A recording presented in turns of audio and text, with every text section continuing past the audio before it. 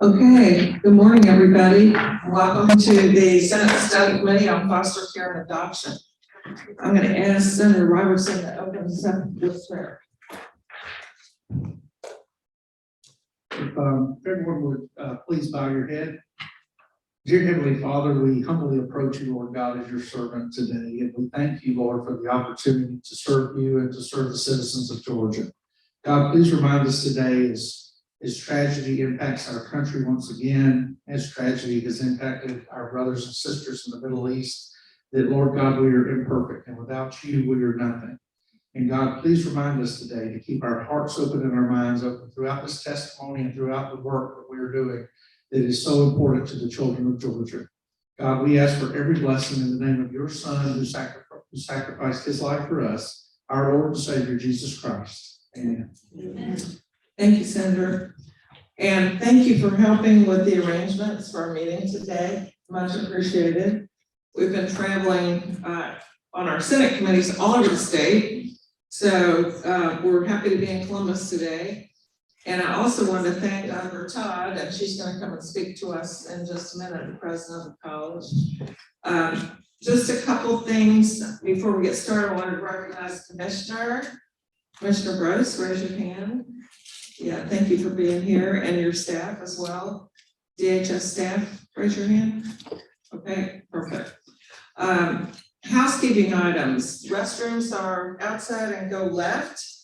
We're going to have lunch when we finish the meeting, and everyone's welcome for that.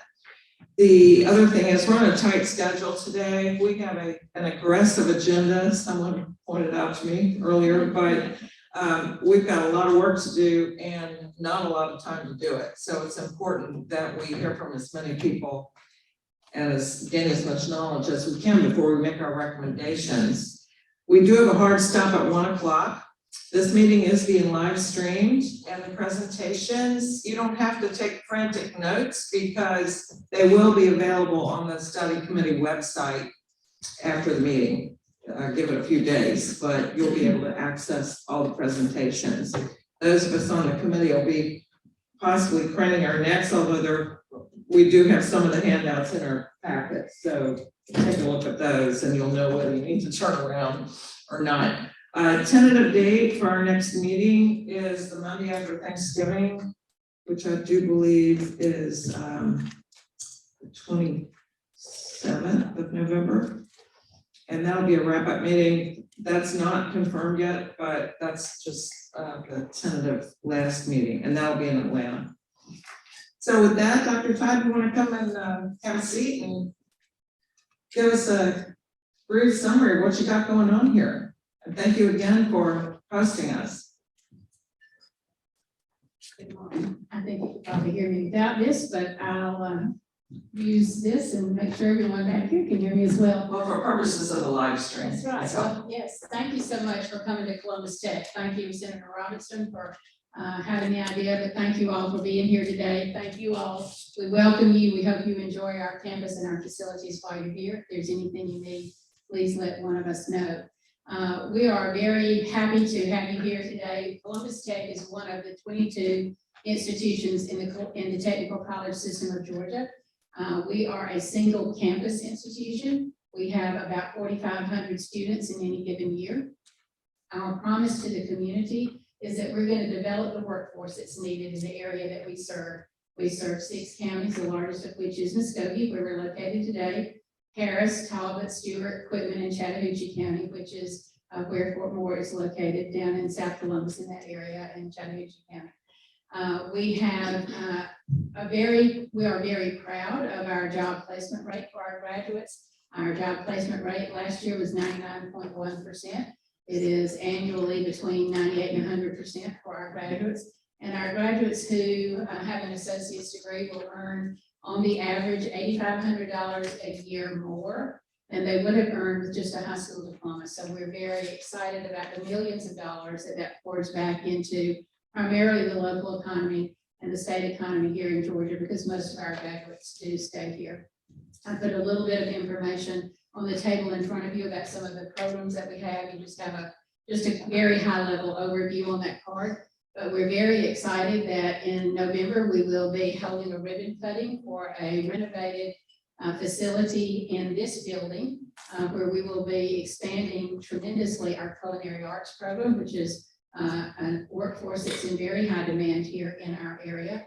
And we will be opening very shortly in November, the commercial truck driving facility that we have constructed in South Columbus, right near the entrance to Fort Moore, where we already have more than 100 students on the waiting list for that program.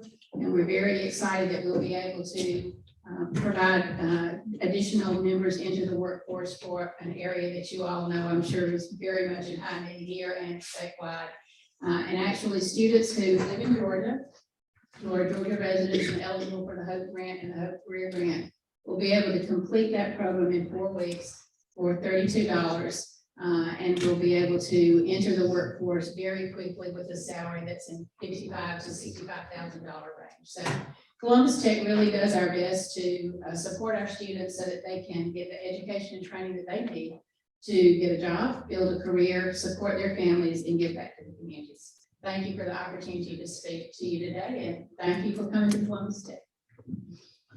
Thank you, Dr. Todd, and we all know that workforce is the #1 thing we hear about as we travel around the state, and the technical college system is such a key part of that. So thanks very much for the work that you're doing. Okay, next, we're gonna ask Lenny Lanier from DHS to come down and give us an overview from the standpoint of DHS about what's going on in the world of adoption, since this meeting is not exclusively, but is focused on adoption. Thanks for being with us.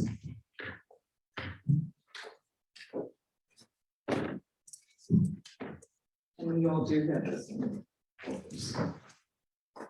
Good morning.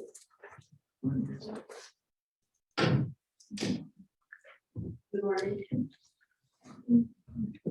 Okay, here we go again. Good morning again. My name is Lenny Lanier, and I serve as the Senior Director for Safety and Permanency for the department. I've been with the department for 29 years, and thank you for this opportunity to present before you again today our work that we're doing around adoptions. So as many of you may know, when we are get engaged with the family, our ultimate goal is, of course, to have that child remain in the community with their family. And when that is not possible, and the child must enter foster care, then our ultimate goal again is to ensure that we reunify that child timely with their family. And if we can't do that safely, then of course, one of the options is for us to pursue adoptions for that child.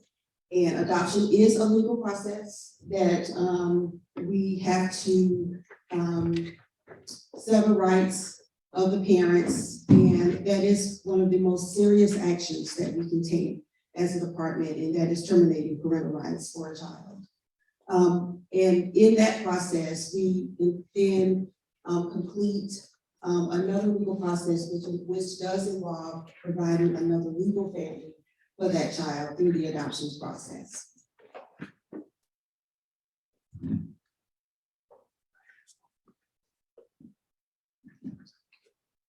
Okay, so we wanted to touch on our role in private adoptions. Our role overall in private adoptions is minimal. We rely on our legal department, our attorneys, our child placement agencies who actually conduct our private adoptions. Our role primarily as a department is what we call our interstate compact for placement of children. We are required to ensure that children leaving Georgia for the purposes of adoption or coming into Georgia for the purposes of adoption follow the compact requirements. And again, that is a legal responsibility. We ensure that the requirements that's needed for that child to be finalized with the private adoption occurs with utilizing the attorneys that request our support regarding the review of the actual process for the private adoptions. There are times when the agency provides, gives custody to a relative for the purposes of adoption. And those adoptions are handled by the family privately outside of the department. But we may facilitate maybe connecting that family with an attorney who will then facilitate that process for the family. The data that you're seeing here presents the information that we actually do receive regarding private adoptions. This isn't an all-inclusive list. There are private adoptions that occur in Georgia that we're, as I stated, that we're not involved in. But this gives you an idea of the adoptions that occur, that we may get a request from the family to maybe have non-recurring supports through our post-adopt services. They may come to us requesting supports if the family's in crisis. In addition, we may provide, we receive information from our courts, juvenile court, regarding when adoption has actually been finalized, and we may receive a decree from juvenile court.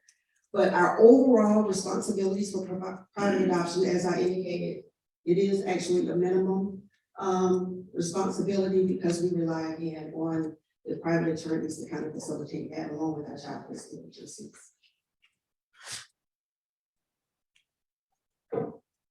So the public adoptions, these are adoptions that we are actually responsible for. These are the adoptions that we actually facilitate.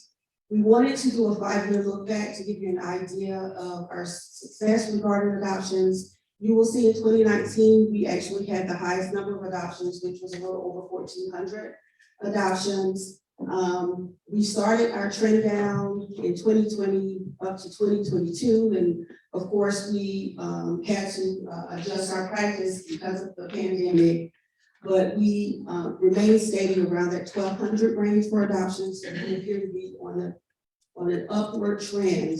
We're hopeful that we will continue the upward trend in terms of our finalizations for the adoptions that we are actually responsible for. We will see in 2023 we had 1,275 adoptions that we actually finalized.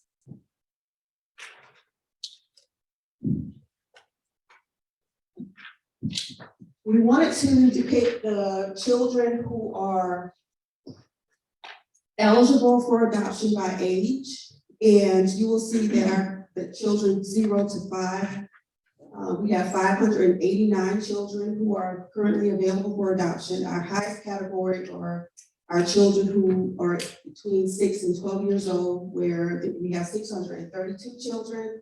And of course, the older the child is, you'll see that we have we have 43 17-year-olds that are currently in the agency's custody that's available for adoption. So I wanted to take some time to actually walk through the adoptions process for you.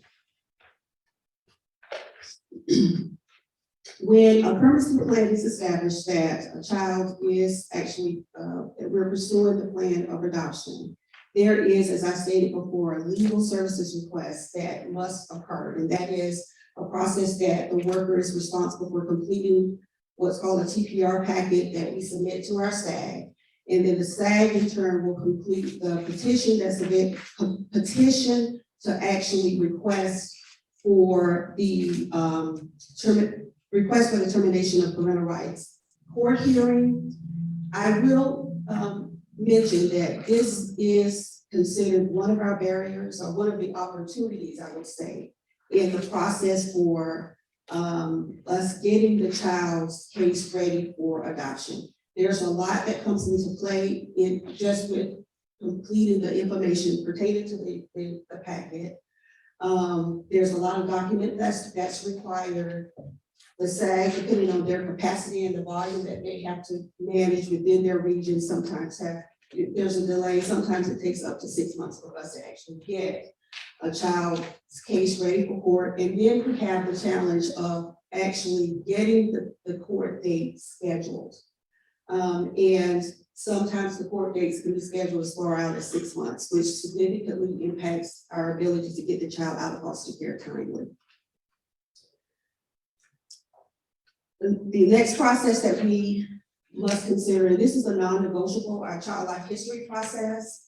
This is a process where we have to ensure that we're providing non-disclosures to the foster parent. All the information that we have available for the child, medical, dental, psychological, we are mandated to provide this information to the foster parent. This is another opportunity for us. We have significant challenges around developing or receiving the information pertaining to the child's medical history. The child, just to give you an example, the child may have multiple providers associated with that case.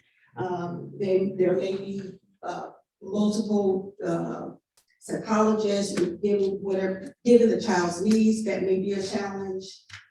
And this creates a significant barrier when a worker is responsible for trying to identify where the child actually went for treatment, and then manage through the multiple requirements the providers may have in terms of the release of information process. So we don't have a streamlined or systematic way of requesting information that's critical to ensuring that we are, adhering to the mandate of full disclosure to our caregivers. So this is a significant opportunity, I think, for us to consider, is trying to develop a way that we can provide supports to the workers who's responsible for gathering these documents for you. I've been with the agency for a very long time, and this has been a challenge for a very long time, just to give you an idea of how significant this is.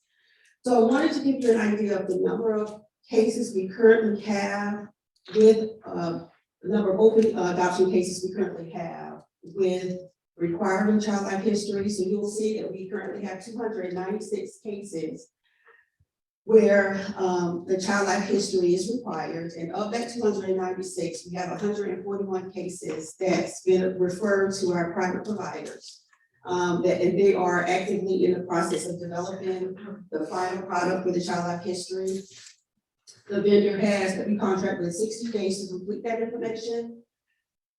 We have 149 cases needed additional records to be collected before a referral can actually be made to our private provider that we contract with. So that's a significant number of cases that's waiting for additional documents, just to highlight again how critical this concern is for us. We have 6 cases that the department is responsible for writing. We're responsible for writing children under the age of 1, the child life histories. Everything else we contract out. So 95% of the work we are contracting out to our partner providers. And then we have 37 cases where we have actually gone to court, terminated parental rights, that's currently under appeal. And sometimes these cases can last for a year or more in terms of just getting the case heard in appeal. So these are kids that are also waiting to be adopted.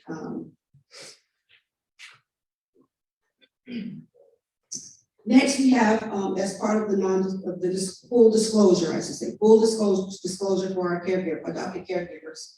We have the Form 49 that pretty much alerts the foster parent that yes, indeed, we are preparing this case for court for termination of parental rights. And then at that time, we can also submit the application for adoption assistance that will establish what the rate will be for the caregiver, and that's contingent upon the child's individual needs. And then there's the Form 150, where we have, we're informing the foster parent that the child, that we have indeed gone to court and they have the option of being considered as an adopted caregiver. And then the Form 151, where the adopted caregiver actually indicates whether they want to be considered as a resource. Okay. So a majority of our children are actually adopted by their current foster parents. And part of the process that we have to consider is ensuring that that parent is assessed, to ensure that they have considered the possibility of providing long-term care for that child. And part of that process is what we call the adoption consideration evaluation form that we have to complete for our caregivers. If we have an identified resource for the child, the process can go fairly quickly. We do have we have a number of children that requires recruitment activities, which we partner with some of our provider agencies as well. We have resources such as Wednesday's Child that will kind of help leverage the child's availability for adoptions. And then after that, we then complete the child life history presentation to the foster parent, and then we, of course, move forward with the pre-placement staffings where we could develop a visitation plan with the caregiver and then move forward with the actual signing of the adoption placement with the caregiver.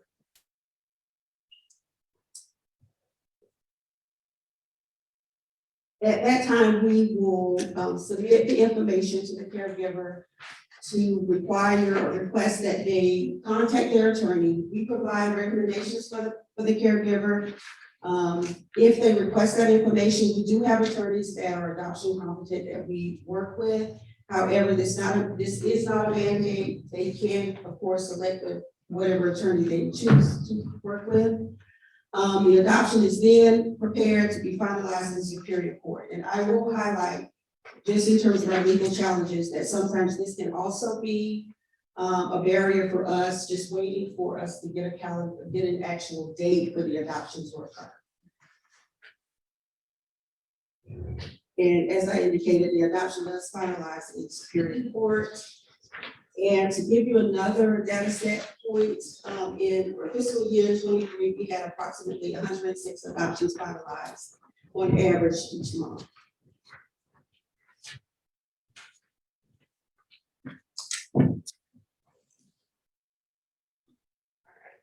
So children eligible for adoption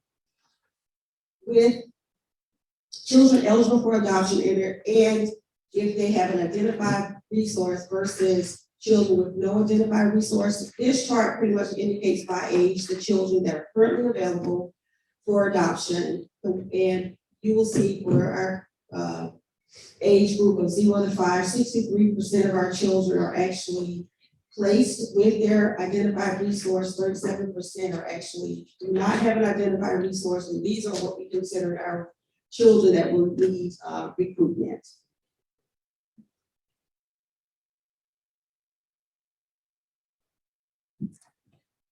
So part of the process, of course, is what I mentioned earlier, is the adoption assistance special needs criteria. And this just reflects the criteria for children who meet the requirements for adoption assistance. And that's a child who is in our public or private agency and has been in our legal custody for 24 consecutive months, a child who is a member of a sibling group, and a child with physical and emotional disabilities as validated by a physician or a psychologist.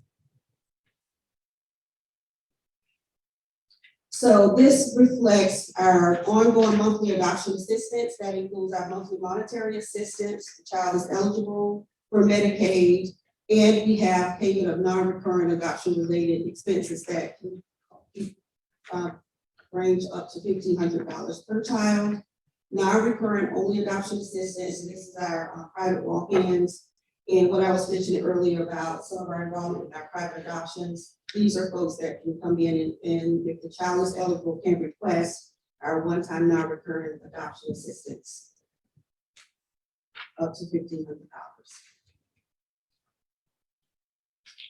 So special services, families who are eligible for adoption assistance, of course, are also eligible for special services up to $3,000 per year per 12-month period. And this is just an example of the type of services that they qualify for. Dental, respite therapy, and other services that they can't identify or locate in the community.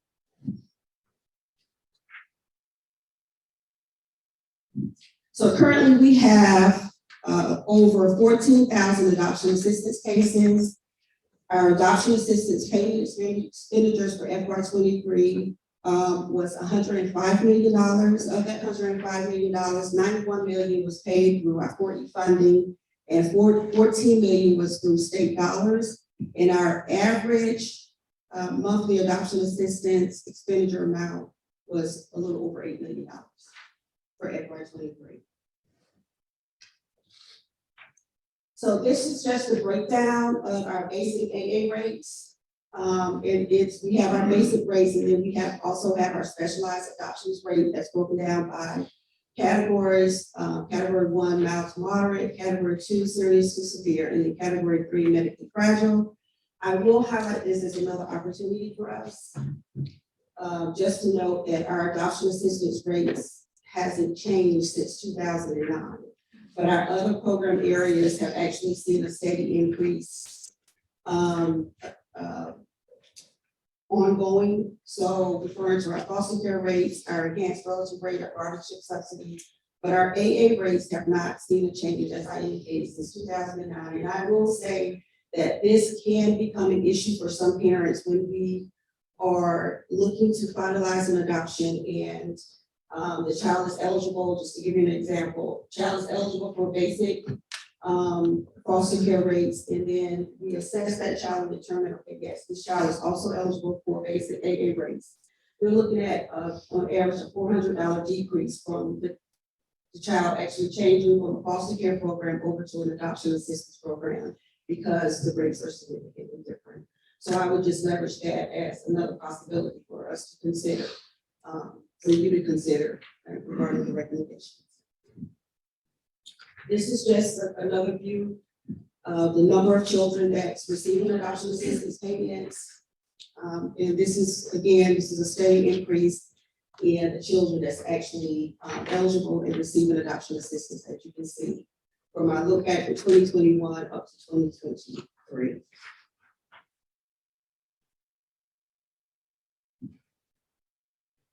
So we do partner, as I indicated earlier, with some of our CPA provider agencies.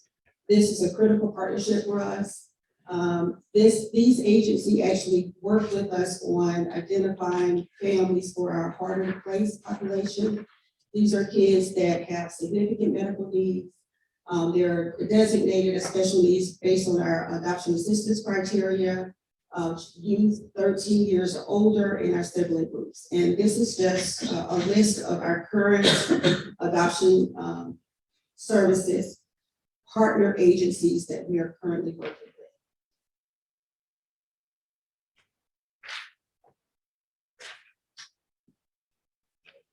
Financial incentives, just highlighting the monthly monetary assistance. The child is actually eligible for Medicaid non-recurrent adoption expenses. Youth adopted from DPACS after reaching age 13 they can receive adoption assistance and the Georgia tuition waiver and the Georgia tuition waiver program. And youth adopted from DPACS after reaching age 14 may be eligible for this program regardless of adoption eligibility.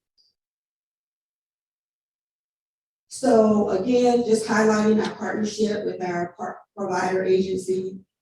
These are just a list of some of our post-adoption services. We celebrate when a child is actually adopted, but we want to make sure that that family has the capacity to sustain the child in the home, and we're not looking at seeking that child later on as a re-entry into foster care. So we have developed these post-adopt supports that's reflected here on the screen to kind of help manage placement stability for these youth. And these services, I won't go through each one of them, but it provides in-home crisis intervention, support groups for teens, as well as clinical training for our social work and therapists who are trained to go to train other social workers on being adoption competent so that they can support these families to ensure that these kids are actually stable in these homes, and we, again, don't have to consider re-entries for this population of youth. And one of the things that I would note before I end is that the department is actively looking at leveraging technology opportunities to try to determine where we have duplicates of services in terms of the adoption process. We've already began, looking at mapping out our process from beginning to end and looking for opportunities to enhance our practice. And again, what other supports can we provide that will help us to ensure that we are getting children adopted as quickly as possible. So with that, I'll open it up. Do you have any questions? Thank you very much for your concise presentation of a really complicated process. I have one question for you, and I think we've already covered this in the previous meeting. How long do the adoption assistance payments go on? So the adoption is, if the child remains in school, and I'll have to verify this for you, but if the child continues to remain in school, the adoption assistance payments can will end at age 19, but the Medicaid supports will continue through age 21. Okay, thank you. Other questions from the committee? Good morning, thank you for being here. And you were talking about earlier, as far as courts, as adoption is finalized in Superior Court, and you said you have no control over how long that might take. What is the average wait time for Superior Court hearing across the state? So that is a question that was posed to us. We actually talked through this on yesterday, and that is a challenge for us because we haven't tracked that specifically, but there is a way that we actually can pull that information. It just will be a manual process for us. So I can absolutely get that information back to you to give you an idea of how long that process is taking. And it's not consistent, like some regions are actually doing a really good job because it is a celebration, but then there are others that it's taking quite some time. And it'd be something where they bring the right to, if we need to move those Yes. along that need to be moved along, though, right? Yes, correct. Thank you.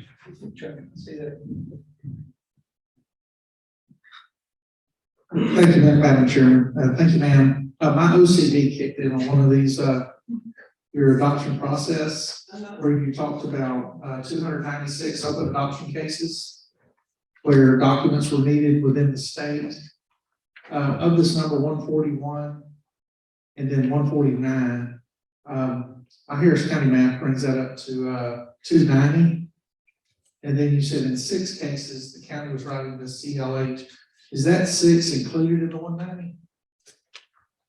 That 6 should not be included in the 190. Okay, well, that pushes us out to the 196 number, and then it's adding the remaining 37 cases. So, well, right, so there are 37 cases, but those are 37 cases that have active appeals. That's out of the child life history category. That's a separate data set. So that data set is not included in the 296 data That's set. correct. Okay, thank you. And on the assistance expenditures, something that I think Chair Kirkpatrick alluded to, is there a financial disclosure requirement through the state's adoption process where we know what the family's financial circumstances are prior to the child being adopted? Yeah, that is part of the actual adoption assistance application. Does that impact whether the family receives adoption assistance or not? It does not. So if a family that has a substantial income wants to adopt, they are still eligible for the state funding? That's correct. Okay, thank you. Any questions? Good morning. Good morning.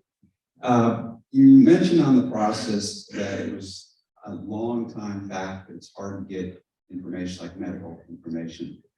So what would your recommendation be to us about how to improve that if you could do the magic wand?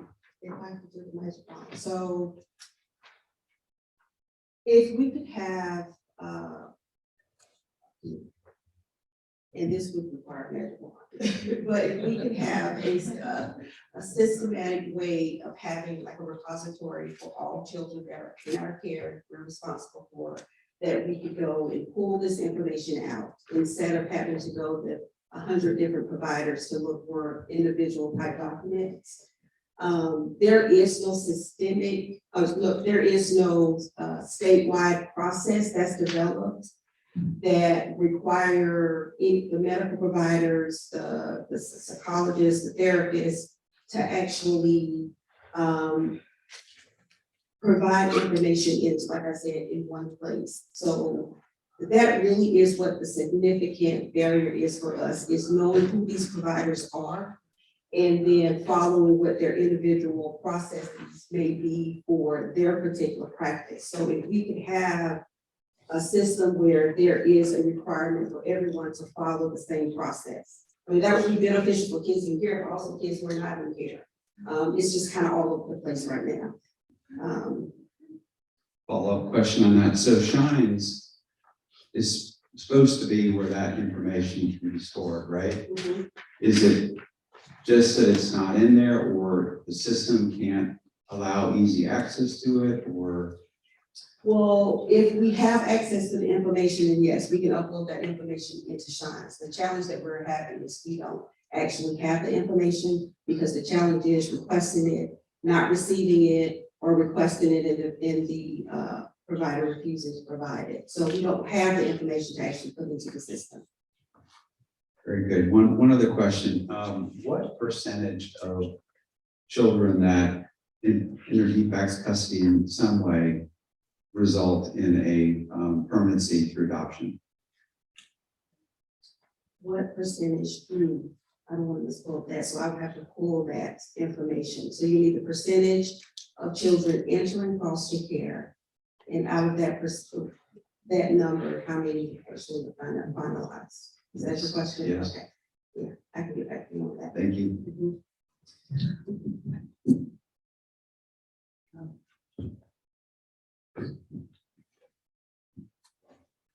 I just had a couple of follow-up questions about the funding, the adoption assistance. Now, you said that it hasn't been adjusted since 2009, is that correct? That's correct. And was it adjusted up in 2009, I'm guessing?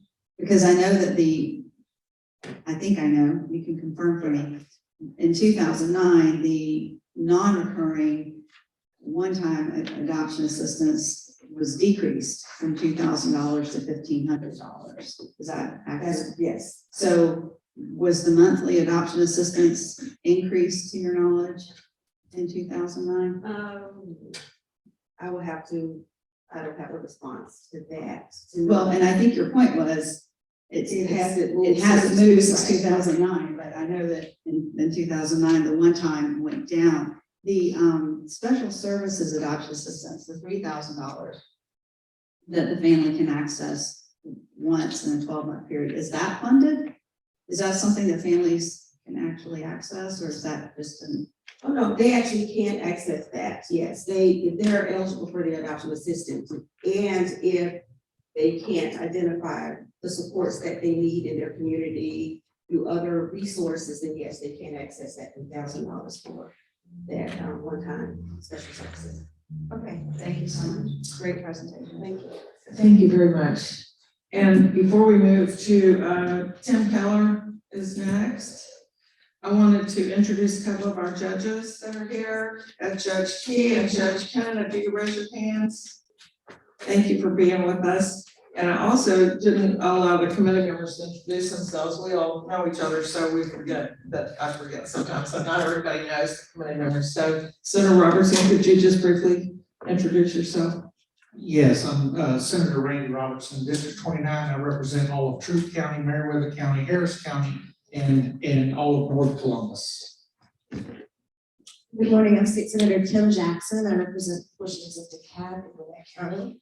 I also am a new parent. I have a 2-year-old and I've only had him for 3 months, so I don't know how to get up in the middle of the night yet. I can give you lessons.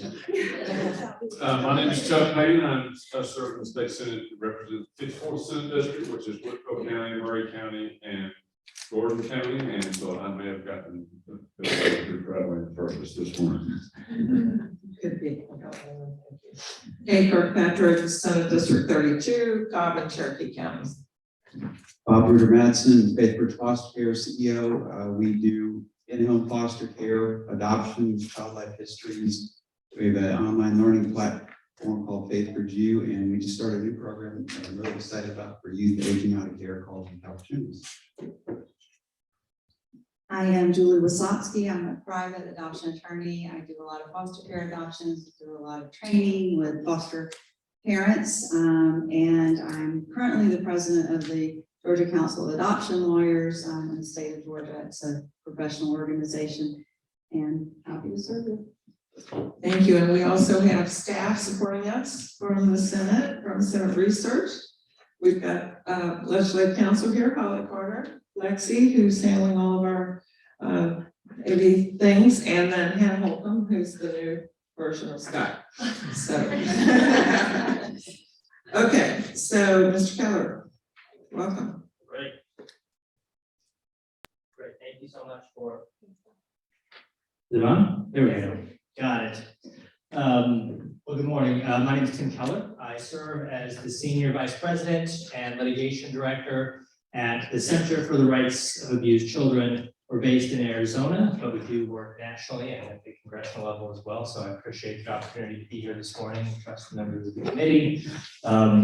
My role at the center includes overseeing our children's law clinic, where we represent pro bono children who are in foster care, as well as foster parents, kinship placements, and bio parents who need assistance in their individual cases. Both of those cases are in Arizona, but we do litigate cases all across the country. So our services are available nationwide.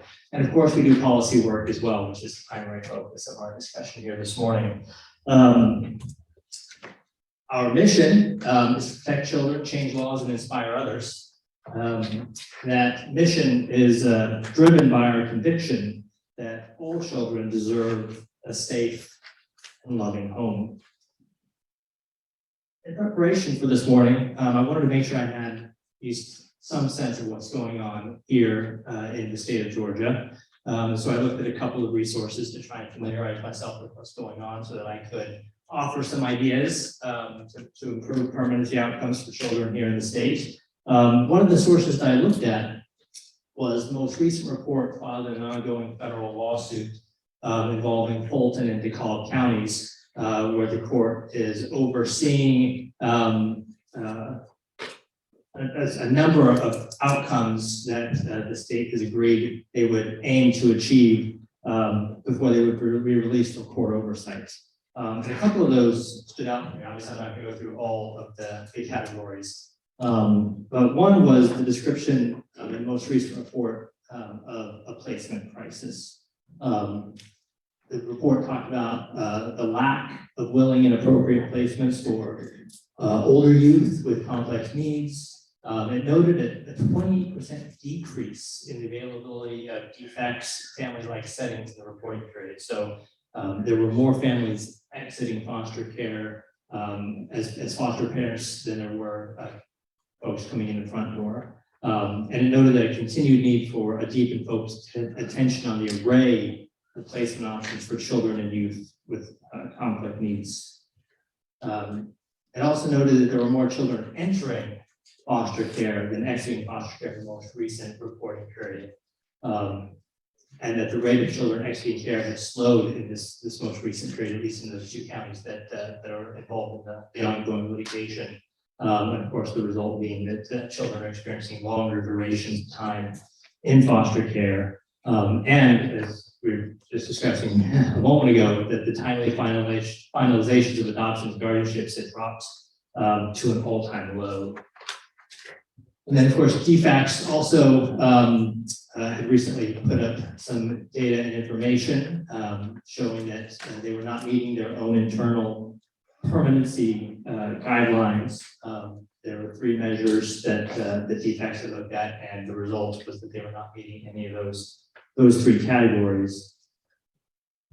And then I wanted to look and see how Georgia was doing with compliance with federal law. The Federal Adoptions and Safe Families Act requires that services be put in place to try and reunify families within the first 15 months of a child being placed in foster care. It requires that the state hold a permanency hearing within 12 months. And under federal law, if the child's been in foster care for 15 out of 22 months, federal law says that the state shall file a petition to terminate parental rights unless the child is being cared for by a relative, or the court finds a compelling reason that termination is not in the child's best interest, or that the state has not provided the required services within the required deadlines. One of our friends, at the national level, the American Enterprise Institute, did a state-by-state report card to see how states were doing complying with federal timeframes, and particularly the measures I just talked about.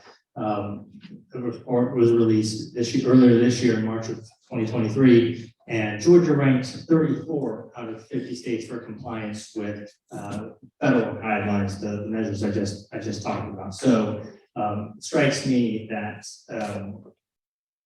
where we need to focus our discussion today is on increasing the number of placements available for children and improving those permanency timeframes. So this was the conclusion of the ongoing litigation report that I mentioned that I reviewed prior to coming to the state. Says the timely finalization of guardianships and adoptions following a termination of parental rights is paramount in mitigating trauma and ensuring children achieve permanency so that they do not age out of foster care with no legal parents. Now, there are some strong laws in place already in Georgia that I think are important to permanency. The first is that you have a requirement that DFACS conducts an immediate relative search when a child enters foster care. The requirement is that will be done within the first 30 days. You also have the Family and Child Stability Act, which I'll mention briefly, and we also have a law in the books that allows for the restoration of parental rights for older youth who have been in care for a period of time when the circumstances have changed and the parents are deemed safe. All of which are great. Your immediate relative search, again, when a child comes into care, DFACS is required to complete, document in writing, and file with the court within 30 days what they have done to conduct a diligent search for relatives. This was a law that we had passed in Arizona. My organization also helped pass this law here in the state of Georgia. In Arizona, after we passed it, what we determined was that simply filing the reports with the court weren't enough. We really needed to beef up the law. So actually this past session, we went in and we required the court to make specific findings that our Department of Child Safety in Arizona had actually conducted and completed the relevant search before things could proceed. Maybe worth looking to see, conducting an audit here in the state to determine whether or not the 30-day requirement is being complied with, and perhaps empowering courts to make findings that, if that diligent search wasn't conducted, that reasonable efforts had not been made towards permanency. You also have a law that says that if a child has been in a placement for 12 months, that there is a presumption in place that placement is the best, it will be the best place for that child in the future. And that absent a finding that it's in the child's best interest to move that child, if DFACS tries to move the child after 12 months, that DFACS has failed to make reasonable efforts to finalize the permanency plan, which is a hefty penalty because that involves the withholding of federal funds if that finding is made in that case. So this is a really important law to ensure that children aren't moved unnecessarily, and provides a nice incentive to DFACS to find safe and suitable relevant placements as quickly as possible. And then this is a law that can really serve as a model, not just for Georgia, but also for the nation. When children remain in care for a long period of time with no prospective adoptive placement, if circumstances have changed, and parents have been able to overcome the reasons the child was in care in the first instance, there is a process here in the state to restore parental rights. So I brought you this morning 10 ideas for improving permanency outcomes in the state. Attorneys for children, reducing court delays, ensuring infant adoptions in a year, streamlining adoptions for older youth, expediting foster licensing in ways similar to kinship can sometimes be expedited, eliminating regulations that are unrelated to child safety in the licensing of foster parents, how to retain foster parents, streamlining the process for former foster parents, interstate reciprocity, and recruiting empty nesters. So let me go through these quickly. I want to respect time. One of the big pushes that the Center for the Rights of Abused Children has made in Arizona and nationwide is the push to ensure that all children in foster care are represented by legal counsel. Here in Georgia, as I understand it, children are appointed an attorney who represents the child's best interests. We believe that the better practice is to appoint attorneys for children who represent their legal rights, who actually have an attorney-client relationship with the child, who owe the child a duty of loyalty. And in jurisdictions that have lawyers, studies have shown that they exit care up to 3.5 times faster. They experience fewer placements, they have more educational stability, and they see more services sought in court, including sometimes children's attorneys seeking services for parents. And there's one important bullet point I didn't include up here. These studies also tend to show across the board that there's no adverse effect on reunification rates. One of my favorite studies was of a firm in West Palm Beach, Florida, one of the few jurisdictions in that particular state that provides attorneys for children 0 to 12 who are in foster care. And again, these are the findings that result in that jurisdiction compared to the rest of the state. So some really important opportunities there. I also view it as an important accountability mechanism because you have somebody in the court trying to enforce some of the rights and timelines that exist in state and federal law. In Arizona, we've really worked to reduce court delays. One of the things that we've done is we've required that if a party wants to extend a case past state and federal timelines, that they actually must show that there are extraordinary circumstances to justify any delay over 30 days. We require that there be substantial evidence presented to the court that the continuance is in the child's best interests. In Arizona, we've when we started our work 5 years ago, the average time for an infant to be adopted was 2 years, and we set a requirement in law that for every infant who is entering care, that the state maintain a goal of ensuring that that child is placed in a prospective adoptive placement within the first 12 months of the case. And we have been successful in meeting that metric in Arizona. We've significantly reduced the time to adoption for infants who are entering care. We've also worked to streamline the adoption process for older youth by putting in some timeframes around the home studies and the hearings that are involved for adopting older youth. And we define this as 16. So for a youth who is 16 and who is want to consent to the adoption, to an adoption, we require that the home study be done within 6 months, and that the hearing be set within 3 months after the completion of the home study. So we try to put some faster timelines around. Did I say months? I'm talking weeks. I'm sorry. 6 weeks for the home study. 3 weeks for the finalization of the adoption here.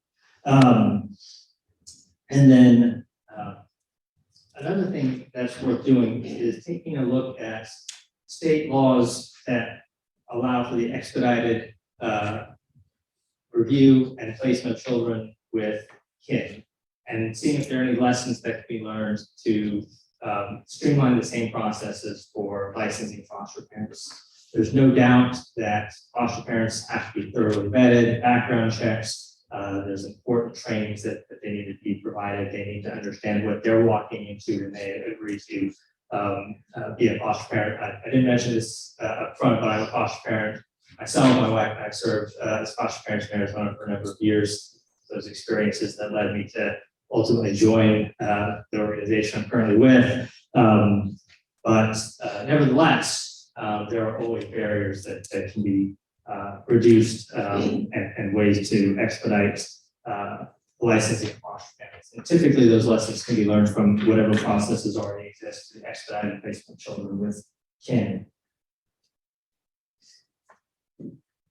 Talking about eliminating unnecessary barriers, this picture is of my colleague, Darcy Olson, who is the founder and president of the Center for the Rights of Abused Children. 4 of the children that she fostered and adopted, Darcy's actually had 10 babies in her home. And the reason why she's had babies is that when she originally applied to be a foster parent, she thought she would take an older child. But the room that she had did not have a separate closet. It had a wardrobe, it had a dresser, but because there was no closet, she wasn't permitted to take teenagers. So these are the sorts of barriers that can potentially be eliminated, reduced to open up the front door and recruit more families into foster care. But there's a bigger problem, in my opinion, than just the recruitment of families into the foster care system to service placements. There's a much bigger backdoor that families are walking through. States all across the country are losing more families than they are bringing in that front door. So we've got to find ways to retain foster parents. There's 3 ways that I think we can do that: respect, rest, and re-engage. Many of the foster families who are interviewed as they're leaving say they just did not feel like they were respected by the agency through the process. So we've got to find a way to respect the hard work that foster parents do. But this is the real key, I think, is giving foster families an opportunity to rest after they've had a placement. So often, if you don't have a child in your care, agencies close licenses. They don't want to maintain open licenses. Finding a way to give parents an opportunity to put their license on pause, rest, restore themselves, and then re-engage in that process is really critical. We proposed laws in Arizona that would create a separate licensure category so families can take a moment and then reopen that license really easily. Maybe just reconduct that life safety inspection, make sure that nothing major is happening with the family, and get them back up and running. And if you don't want to give that separate licensure category an idea, maybe find a way to welcome former foster parents back into the fold. Another thing that surveys find is that many foster parents, after maybe after adopting a child or having closed their license 1 or 2 years later, would be very interested in coming back and serving once again. But what they find is that in order to do so, they literally have to start from the very beginning and do everything over again, which can be a really daunting process to go through that home study process from start to finish, and 12 weeks of classes, the background checks, which are important. It's not a big deal, but finding ways to say, hey, if you've served previously, we have a process by which you can re-engage that doesn't require every single box be checked again. Something else to look into is reciprocity between states. This idea actually stems from a personal experience.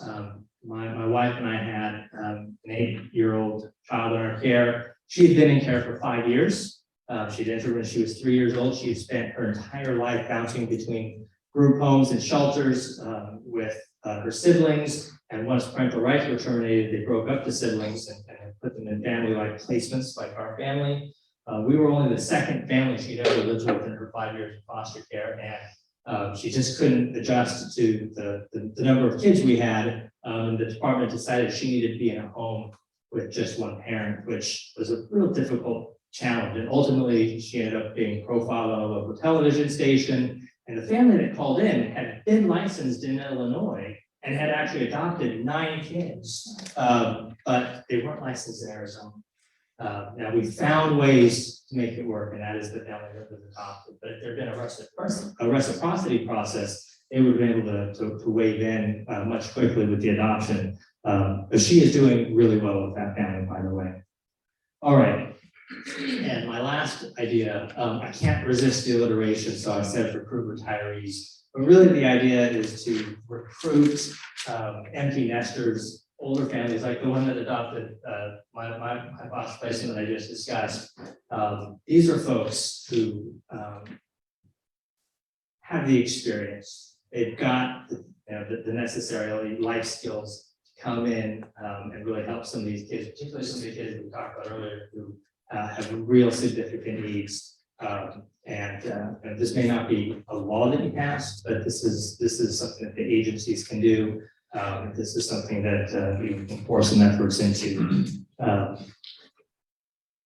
Last slide. I know you'll have access to this. The underlined links are actually links to some of the bills that we passed in Arizona involving some of the ideas I discussed quickly this morning. And then I've also got a link to our website because later this month or early next month, we'll be launching a number of toolkits and model legislation, many of which involve some of the ideas that I just discussed this morning, as well as a number of other ideas involving the reform of the foster care system that we've worked on in Arizona, regarding education of children, searching, trying to prevent missing and trafficked kids, finding missing and trafficked kids. So those will all be available very soon on our website. So just keep checking back on that, or I'd like to let somebody on the committee know that once those officially launch. So thank you so much. And if you have questions, I'm happy to answer them. Thank you very much. I do have a couple of questions. I really like your idea about making it easier for foster parents to take a break and then come back. And I know the agency's been working on making that process easier for those parents. I believe that our kids in care have the right to an attorney in Georgia. Yes. As I understand it, they're appointed an attorney who serves as a guardian ad litem, which means the attorney represents the child's best interest, which is different than what is sometimes referred to as a client-directed or expressed wishes model, where the attorney represents the child in the same way that an attorney would represent the parent in the case. Okay, and then the other question that I had is we also have what we refer to as a shot clock type of report that has to do with the timeline to permanency. I haven't seen that yet, but I'll be looking into that because I agree with you that streamlining that process is really important. Other questions from the committee? I just want to be clear, when you talk about streamlining the process, moving toward adoption, you are not, or are you talking about shortening the time that the state invests into reuniting the child with the family? I am not. So are you talking about once parental rights are terminated, then the clock starts then, and we start moving toward adoption? Well, I'm talking about providing the appropriate services as soon as you can to parents to facilitate the reunification process.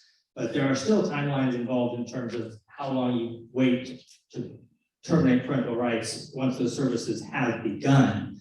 Now, I mentioned like the little girl in my care who was in foster care for 5 years before the state decided to pursue termination of parental rights, which I would say is just far too long. So the services must be provided, but children shouldn't be forced to linger in foster care as well. So And I don't think anybody would disagree with you on that. My concern is that each case is unique. And for someone to have lingered for 5 years, if there were appeals from the birth parents or from other family members that had to be processed through the court, sometimes those would factor into the time that it took to get to where we needed to get to.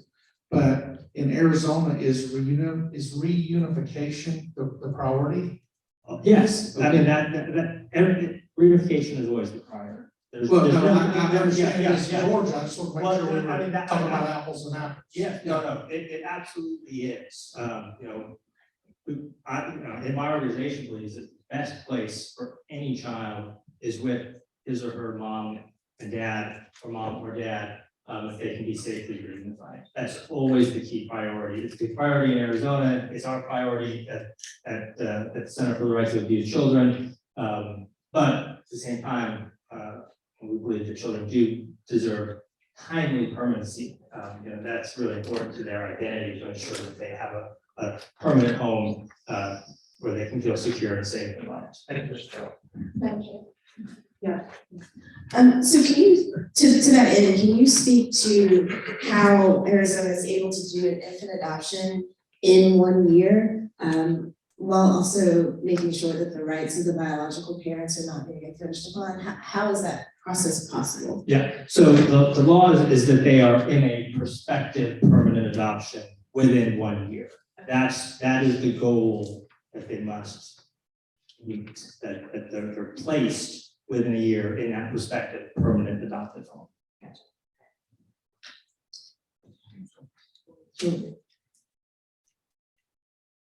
Thank you for coming from Arizona to talk to us. Is there any state doing reciprocity? Because that sounds like an awesome idea. Yeah, I I'm really like not aware of a single state that is doing reciprocity. I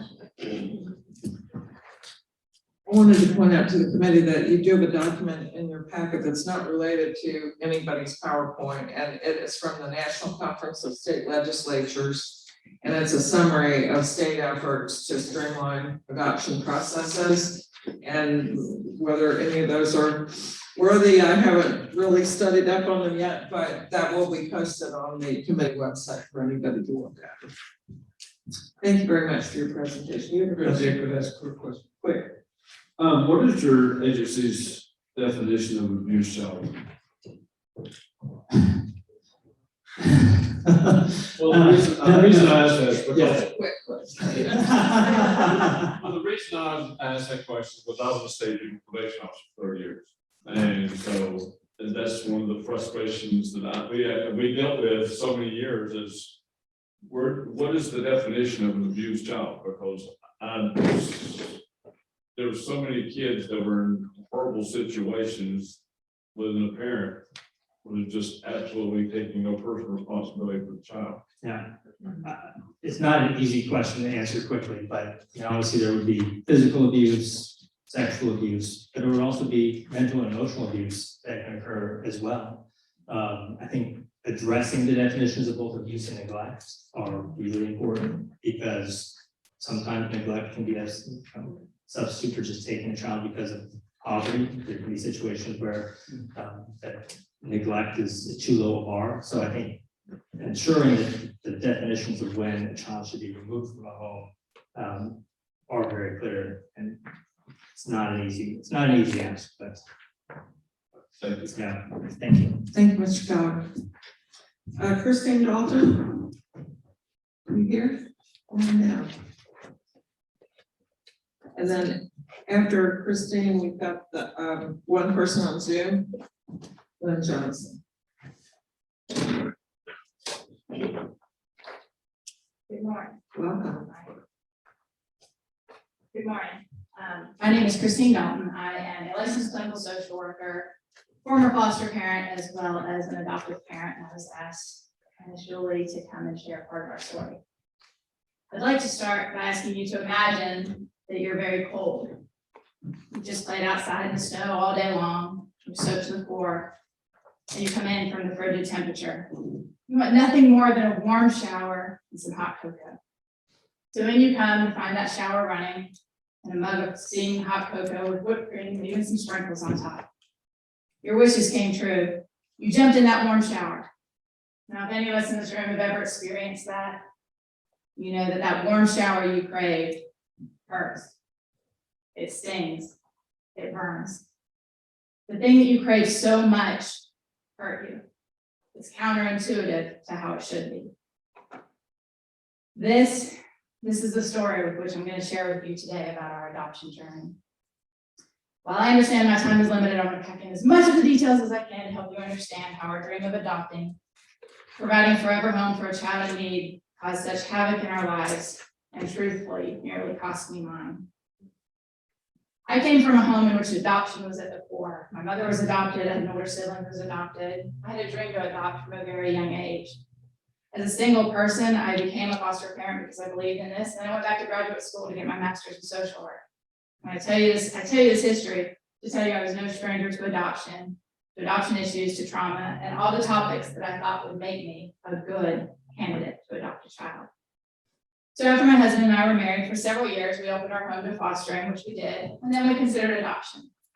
We took all the classes, read all the books, and approached our matching phase with great seriousness and thoroughness. We sat in our initial staffing, which you heard about earlier with now our son, We read all the histories, we asked some key questions, which I still recall. One of those, you read about the subsidy that has been increased since 2009, when our child was not matched with a base level subsidy. So his experience as a social worker and foster parent, I asked why? Because if the history you're telling me is true, this doesn't make sense. And the response I got was, oh, he just had a good caseworker. That may have been true, but in fact, our son had many caseworkers. Best I can tell from all the documents I read, close to 10. This is an area that needs attention. To maintain skilled caseworkers with a history in social work that really understand the dynamics. Speaking of the time my son was in foster care, we talked about that timeline today. It was 2.5 years before he moved into our home.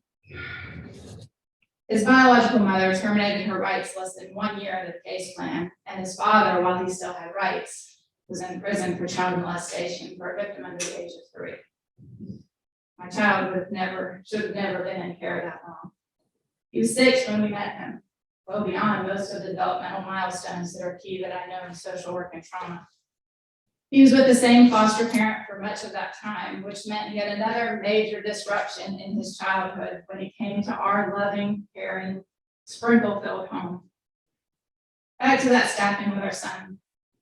When we were finishing up, his caseworker said she had one more question. If you've adopted, you know there's lots of questions, so you're no stranger to this. She asked, what would you do if you had a violent episode? My husband and I looked at each other quite confused because this wasn't in any of the history we were provided. We scoured through them. Our answer was something like, well, of course we would love him and figure out how to help. But then we asked one of our own, why are you asking that question? And their reply was simply that it was a standard question. Something about the look of the staff there stuck with me that I so desperately wanted to be a mother that I pushed it down. We proceeded with the next steps, which have been outlined with you today, and we followed everyone to the recommended T. We had our follow-up visits with his caseworker and ours, and we talked about some of the odd behaviors. This might seem kind of strange to some of you, but it was almost a perfect child, robotic. One of the things he said is, I'm feeling frustrated, therefore I should use my tools to go to my room. I have another 6-year-old in my house right now, that's not normal. So I brought it up and asked questions, and I was told to relax and enjoy being a parent. So I again brushed aside my concerns. So we started our soon-to-be son in therapy, so we could all adjust to one another. About 6 weeks or so in, some things shifted. There were moments of frustration, bigger than same-age peers, banging, screaming, breaking of things. There were just other things that just didn't seem to be right. I read books and read about adoption and attachment services. So I've heard a lot of positive outcomes from families that attend bonding camps. I found one in Florida that we were to attend. While our adoption wasn't finalized, we had to seek permission to attend, which we did. I was so hopeful. During a particularly close bonding event, I saw something in my child's eyes change. He swung at me and screamed words inappropriate for this setting today. We had staff to assist us, but these episodes continued throughout this experience. We had tools, we left, and we were better prepared. We came home and began using all of those tools. Then the school began calling with issues, starting with ripping up schoolwork. In the long run, progressing to throwing chairs, attacking staff to the point of grown men bleeding at his hands. Classrooms were evacuated to keep other children safe. But this wasn't in his history. Home wasn't any better. Holes in the walls, clothes we bought that would be cut up, and a host of other things. We consulted caseworkers who told us it would settle down once it finalized. So we proceeded with all the tools because, again, I'm a licensed clinical social worker, I knew what to do. We went to Project ADOPS through Bethany, intensive family intervention, EMDR, consulted with psychiatrists for medication. I attended school meetings and professional meetings for any sensory needs, read even more books, and hoped love would get us through. We installed alarms on his door to help him feel safer, but also to help ours. Rages would come on and seemingly nothing. A banana that was challenging to open, a single cough that maybe I just didn't ask about quite right. Or asking if he was going to take a shower that day. And not tantrums. These are different. These were hours and nights, These were volumes heard by neighbors. This was violence. I was attacked with curtain rods, air conditioning vents, broken hangers, and various other things. Still, we tried to use love, understanding, therapy, hope, and prayers. I was scared, but we were told it will get better. Once he understands permanency, it will get better. So the night before our finalization, I cried. I sat outside this precious, adorable boy's room who I love dearly. We let him pick out the bedding and paint colors, and I sobbed, fearing that this was our future, clinging to the hope that had been given to me. We finalized July 15th of 2016, and it was a good day, you guys. We went to court, we had pictures taken, we went to a hibachi grill, we went to Build-A-Bear, and all day long he handed out Swedish candied fish with a note that said, "It's official, I'm adopted." And there was joy for all of us. It lasted for a day or two. School started in our community shortly thereafter. It was a hopeful time of trying to find a new routine and a new school year, but those rages persisted, sometimes in the middle of the day and sometimes in the middle of the night. Therapists would ask what triggers it, and there really never was anything. And then sometimes in the midst of managing a lot in life throws you a curveball. 2 weeks after finalization, after my husband had already lost his job for having to leave to take care of these moments and getting kicked out of one program or another, I found out I was pregnant. Due to my own history, we told no one for 4 to 5 months. During this time, when he did not know he was going to be a big brother, we took our son to the beach. He had never seen the ocean before. We had an epic day. The ocean was awesome, the sand castles were tall. He had ice cream before dinner, we got to raise a flag in an old military fort, rode a trolley, and we even allowed him to jump on the hotel room bed. There was joy. And then that night I was awoken to being choked by my child. My husband and I slept in shifts the rest of that trip. New fear, intense fear. But we moved forward. We talked to him about being a big brother, worked with therapists to help understanding, consulted previous caseworkers to make sure this didn't regress anything, consulted professionals from our attachment camp. We were told it will get better once the baby gets there. It wasn't. I managed a rage with the school and with a family member helping provide care while giving birth on the phone. My husband missed labor classes because it wasn't safe for us to leave our child with anyone untrained to handle him. When the day came, we came home from the hospital. Again, he tried to attack me. Within months, he had his first 1013. Those of you unfamiliar, that's an involuntary hospitalization, both suicidal and homicidal thoughts and action. Sister was about a month old. I'll spare you all the nitty gritty of all the details because your time is limited. As a professional, I want you to know that 80 to 90% of our brain grows before we're 4. Our son was with his biological mom until he was 4, without ever having received an immunization, medical care, or any consistency.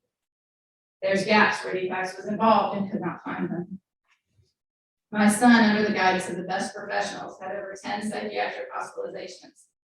This does not work with children with severe attachment issues. They feed the disorder. The staff there change every 3 days and every 12 hours with no requirement of connecting, so therefore that skill cannot be learned. So we opted for other programs in other states, trying to help find help for others' continued homicidal actions. We used programs, I believe, in 6 states. At one point, our son was discharged from specialized boarding school for children with attachment issues due to choking other children and decapitating their stuffed animals. When I went back to our post-adoption worker and our county, we were told to bring him home and use partial hospitalization program. Which was 2 hours away from our home, between 9 and 3, and many times while I was driving, our son tried to attack me. This was not an option for us. Our son had written down ways he would kill me and his sister. He had told us verbally. He told DFACS caseworkers, therapists, teachers, police officers, and really anyone who would listen for long enough. When we asked for more help, we were told that we could not do anything because of his age, because criminally he was still under 12 at this time, unless he did something to the minor child. So I sent in police reports that noted injuries to me that he caused and owned up to. Yet we as a family were asking to wait for the injury to happen to a baby and then toddler.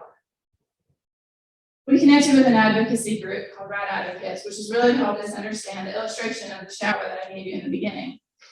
Reactive attachment disorder is just that, a disordered way of attachment. And while many kids in foster care and adoptive situations have attachment issues, there is a percentage that have a severe disorder like our son. The harder we loved, the more he reacted. What he wanted and craved hurt him, and he rejected it, verbally, emotionally, and physically. While he has some injuries from his past emotionally, I have scars that will never heal, emotional and physical. So today, after many years of turmoil, injuries caused by our son, thousands of dollars of damage to our home, stolen knives from our kitchen, and the list goes on, but my time is limited. We tried desperately to make our adoption look like how I wanted and craved it to look. Today, we found what works, at least for today. Currently, we pay out of pocket. Our subsidy covers maybe half of what we pay for a private group home in another state with a great understanding of attachment issues. My son is now navigating high school with continued thoughts of hurting, but no actual issues in almost 2 years because he's not being required to attach to somebody who cares for him the way we do. I talk to him about every 2 weeks for about 15 minutes, which is all he's able and willing to do at this point. He tells me what he's eaten, if he's gotten to watch a movie, and what chore he currently has at this location. He occasionally reminds me that he would still kill me if he lived with us, but he's okay remaining our son. Most people don't understand how a child can cause this much fear, intimidation, and violence. But we've all seen stories of the mother who was driven by emotion to lift a car off of her child. Out of fear, that is what our son experiences when he feels love. How a kid wanted a family so much can't even live with us. How parents who wanted a kid so much can't have him live there. How we can be afraid, I can only tell you, you only know if you've experienced it, and I've connected with families across this country experiencing the same. So I was also asked to say, well, what's needed? Transparency. I believe the day that they asked us about the violence that those caseworkers knew. In fact, my son once told me that his foster mom patched holes in the walls before we came for our first visit with him, and he was told not to tell us. We did not get the luxury of knowing the full truth of his history. I don't know that we would have made a different decision, but there was information not given. Education. Remember, I'm a therapist by trade. Went to a top school of social work in our state. If I didn't have personal interest, my master's degree included about 10 to 20-minute lecture on attachment disorders. Caseworkers that tell us it will get better with love and time are ill-informed and lead to families struggling to make sense of their experiences that they're having. We need resources for children with extreme needs in our state. There are not resources that fit our family. Our child was too young, too severe, too smart for programs that were offered. I have a full 3-inch binder full of resources from our state and many around our country. We were either too poor or too rich for them. We need resources for families coping with the effect of post-secondary trauma from raising kids from hard places. We need laws that protect families. We've connected with families throughout this journey that have faced charges for failing to pick up their children who have threatened to hurt them. We were able to navigate this without relinquishing simply because we've made significant financial investment to do so. And because at my core, I believe that some connection to him is better than him going back into foster care. But I am his nurturing enemy. He knows I love him and support him more than anybody on this planet. But I'm not hot water on his cold body. I'm here today because I truly believe that shame dies when stories are told in safe places. I love my son with every ounce of my being. I ache that I cannot live with him and be safe. I ache when I see other siblings interact. My son has never asked about my daughter since leaving his sister. And my daughter, if she hears his name, has nightmares for days. This is not the picture of adoption that I wanted, hoped for, and prayed for, and that I worked tirelessly to try to make. Even after being attempted to be killed, bitten, spit on, or kicked. We need groups like you willing to look at the hard truths, willing to know that adoption is filled with grief from the very beginning, and willing to ask the hard questions and do some hard things. Thank you for your time and commitment for children who need you. Thank you very much for sharing your story. And thankful that someone with your credentials and your heart were the ones that were chosen for this situation. Thank you for being with us. Questions from the committee? Thank you very much for being here. Okay, we have one person coming by Zoom and she wants us to watch a quick video, and then we're gonna take a 5-minute break and then come right back.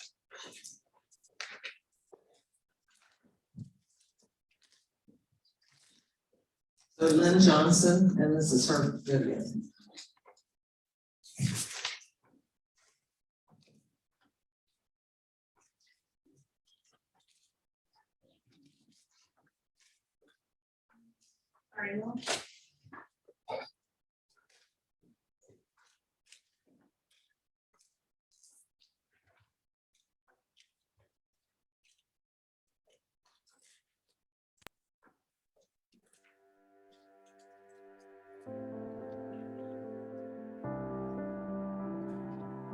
The All in Fostering Futures helps move the foster care system to a better expectation. The expectation that children will thrive when they leave the government system, but when they don't, we have a network of nonprofits, churches, businesses, and other alumni who all make a difference and all are working toward thriving people.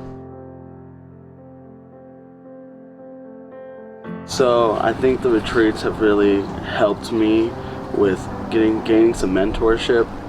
People all like Lance and I mean even Greg, like all the older guys that even if they don't have kids, but they give me this outlook on like what it is to be a better man, how it is to like growing up. I mean, I'm 23. I feel like sometimes I feel really lost, but they really help point me in the right direction, and I know I can text them or call them if I need something. And they really, I mean, watching my son just run around and have so much fun today and yesterday was great. I mean, he just gets to do his thing and everyone loves on him and supports him and supports us. So as a father, I mean, I just gained some more community and family, so I really appreciate it.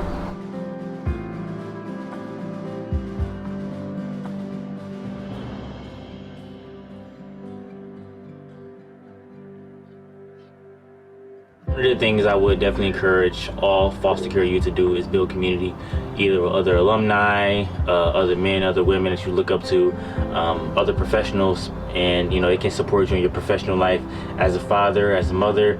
It can support you in your career, and just be super intentional about building community, because you never know the doors that can open for you and the support you need as you seek out community and as you go along life. So What I've seen happen with the retreats is these young people have walked into my home extremely nervous, shy, not confident, and not sure that any adult can be trusted or have a commitment to them.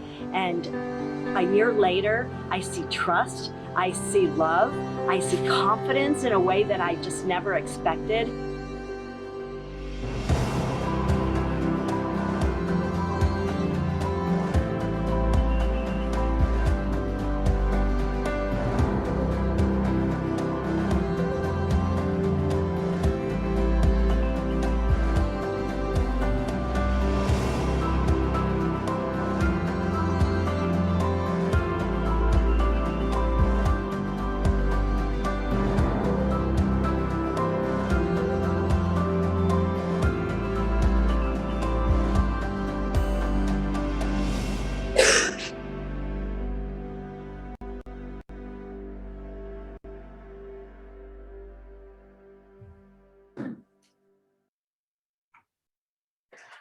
Lynn Johnson, are you there? I'm here. Thank you, Madam Chair and the committee. I hope you enjoyed that quick video. And it's a real honor to talk to you about foster care and adoption this morning. And just for context, I was the Assistant Secretary for the Administration for Children and Families, ACF, in the U.S. Department of Health and Human Services. ACF had 65 programs and over $62 billion budget. It was in this capacity that I learned the most about what works and what is not working for vulnerable populations throughout our country. In 2019, ACF created the All In Challenge, where we worked with governors to focus on 2 priorities around children and youth in America. Nationally, many governors participated and many saw good success. But the definition of success was questionable. Success is all about the young people in our system, which you saw some of them in the video. Success is about hearing what works when the system is raising our children who are victims of abuse and neglect.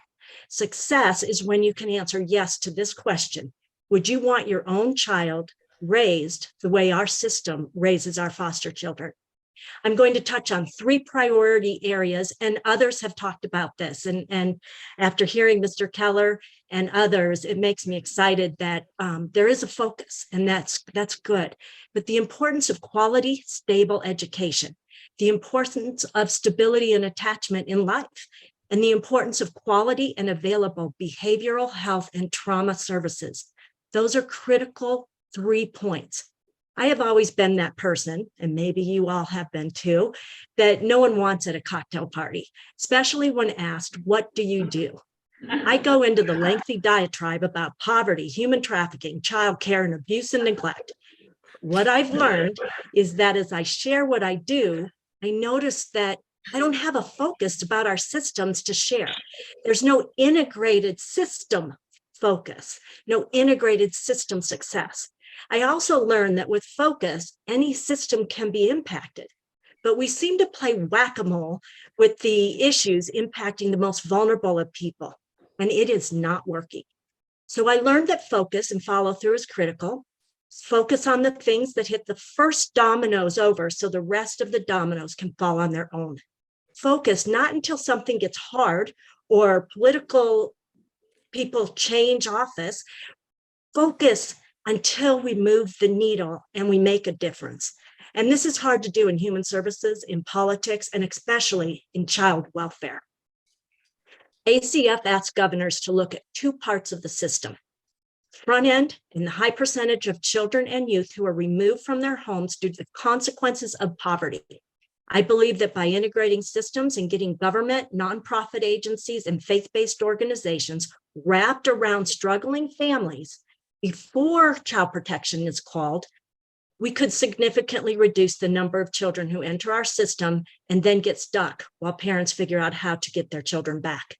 Second, we look at the number of waiting children whose parental rights had already been terminated. We talked about that earlier, and who are waiting for that permanent home.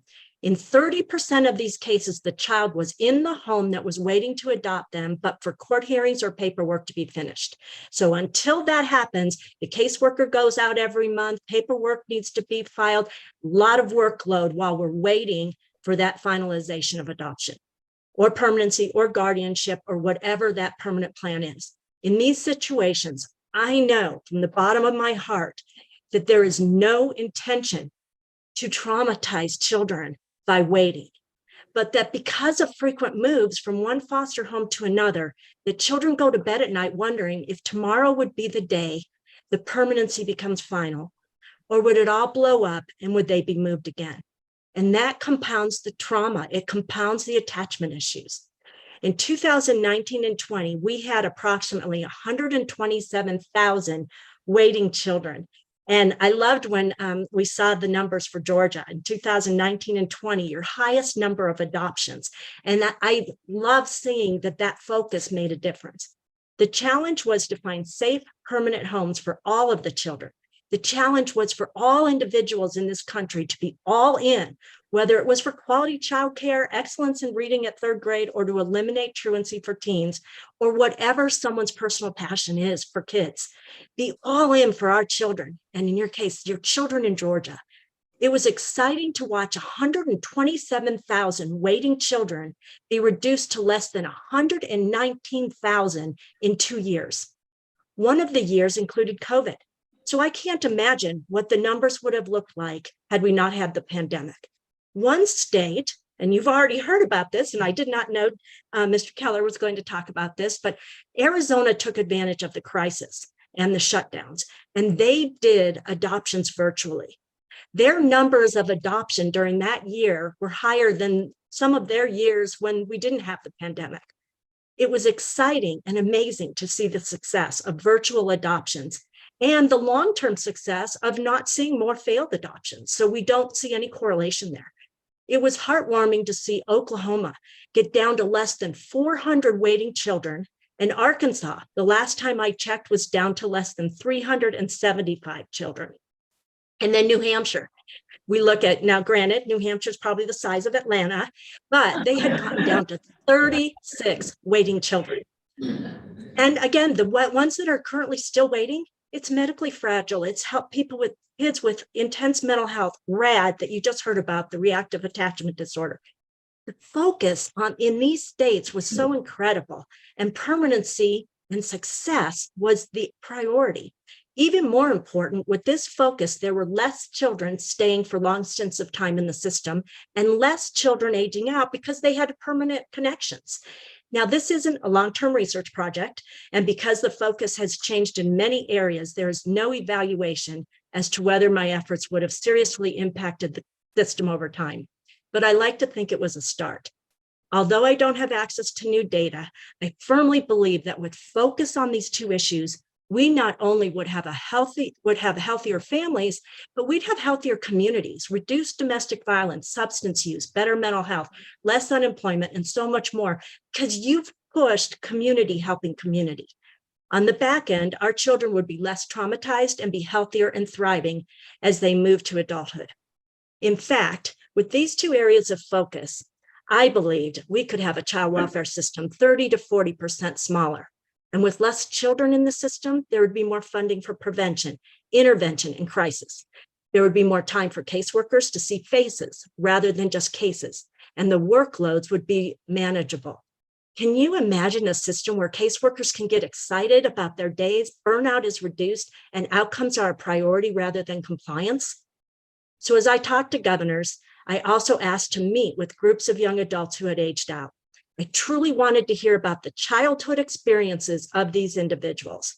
So I created an advisory board of foster alumni who helped us identify areas to be fixed. And then, as politics has it, I went home. At home, I was contacted by some of the alumni I had gotten to know. I was asked if they would come to Colorado for a sleepover vacation, not a visit, not a gathering, but a sleepover vacation. That specific wording because many had never had a sleepover at a friend's house, and even more had never gone on a vacation. So I said yes to about 5 young people. And about 25 young people later, our first sleepover vacation, eating s'mores, fishing, climbing mountains, laughing, cooking, playing games, more s'mores took place. The young men asked if I would do a men's retreat because they really didn't know how to raise children. They didn't want to do what their dads had done to them. They wanted to care for a wife or a family. In fact, they wanted to learn how to tie a tie, go on a date, work on a car, manage money, and the list kept growing. They made a list of what they really wanted to learn. That's when All In Fostering Futures was born.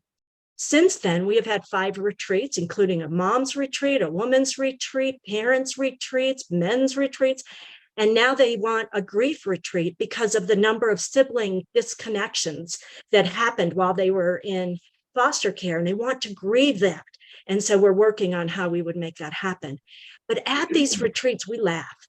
We really laugh. We support each other. We learn and experience healing in safe places. The All In family has grown in these last 2 years. And I loved when Mr. Keller, one of the things he said as a recommendation was retirees getting kids. I did come home from DC thinking I was retiring, and now we have in All In over 100 young people who some call us mom and dad, and I never expected I'd be doing this. So we have grown. We've done all holidays together, weddings, baby showers. We assist with employment advice, house purchases, and much more. I didn't know how critical play and laughter in safe spaces was. And it led and is leading to so much healing. You all know the statistics. I'm sure you've heard them. For these young people aging out, it's dismal. And yet we have found a way to help individuals whose first words to me were, You're not going to like me. I had 4 failed adoptions. I had this. And after so much trauma, do we really expect the kids, when they age out, become healthy adults? So we heard over and over in all your meetings, stability and attachment, stability and attachment. And I know that our first goal is the safety of the children we remove. But as years go by, is the state the right entity to be raising children? And are we okay with the number of children who never find a family or a permanent situation before being released as adult? And I'm sure you've heard it's approximately 20,000 a year. Is there a reason we don't let children who are moved from home to home stay in touch with friends they made in previous homes or schools? Is it truly beneficial to not stay in touch with siblings or to be separated with little notice or reason? I heard over and over from the young adults that if they would have been allowed to call siblings or friends, that would have been life-changing. Breaking and leaving relationships behind is traumatic, and leaving relationships behind every time, over and over again. Do we wonder how they will find work when we don't even let them learn to drive, or they are in 30 different schools and sometimes 20 or more foster homes? Do we wonder why when we can't find the right foster home or bed for a child, they sometimes wait in a detention facility while we work the case? Or do we agonize over hoteling our youth because we don't have enough mental health facilities that know how to transition our children successfully? These are just questions I keep asking myself, not to be total downer, but seriously, there are ways to deal with this. Georgia, you are doing many, many great things that I have seen throughout the country. So why don't we look at the other programs that have success? Why aren't we improving and developing strong, awesome mental health, behavioral health systems? If we did this, would less parents lose their children? Would there be fewer shootings? Would children be safe to learn? I mean, really learn in school. And do we wonder why we don't adequately fund behavioral health? Trauma is no longer a buzzword. Post-adoption services work, and follow-up to make sure a child is still safe in an adoptive home is critical. Family wraparound supports, nonprofit and faith-based respite all works. Trauma-informed care should be a priority for everyone, from the staff to teachers to parents to foster and adopted parents to pastors, mental health specialists, everyone who may be involved with the systems. But normalizing childhood, is that rocket science? One young lady at my women's retreat said she laughed more in 3 days with her daughter than she did in her entire 18 years of childhood. That's a heartbreak. But the importance of stability and attachment for children's brain development is not new information. But why does it get lost in the crisis of the day? Quality education, we've heard that. I'm going to add what we heard earlier, stable quality education matters. I truly believe that quality education, which you all in Georgia are doing a good job on, are provided to provide higher education for our kids. The Fostering Success Act is a model legislation, but we can't forget tech schools and apprenticeships and tutors for any child who may move more than 2 times in a foster home or school, so they don't fall behind and they can graduate from high school and move forward. Tutors are a really important piece for these young kids. Quality education will have a positive end goal. But what if our foster children aren't removed from the classroom for mental health, physical health, oral health, and court meetings? Those little things are important. Georgia, I have spent time here. I met with your governor back in 2019 and 20, and I truly believe that you have the entities, the government, the nonprofit agency, the faith-based entities, the people to focus on fixing the system, on working together, not in silos, but truly working together to do for these children what you would do for your own. And in the end, I believe you can be one of the first states in this nation to conquer this issue.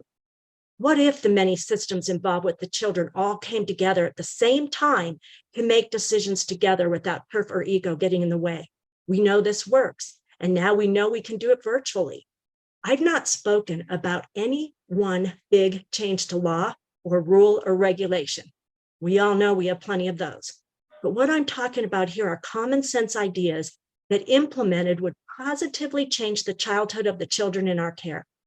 I challenge you to look into the eyes of those children, families, listen to the foster parents, adopted parents, and biological parents, and ask them for their top 3 changes they would like to see.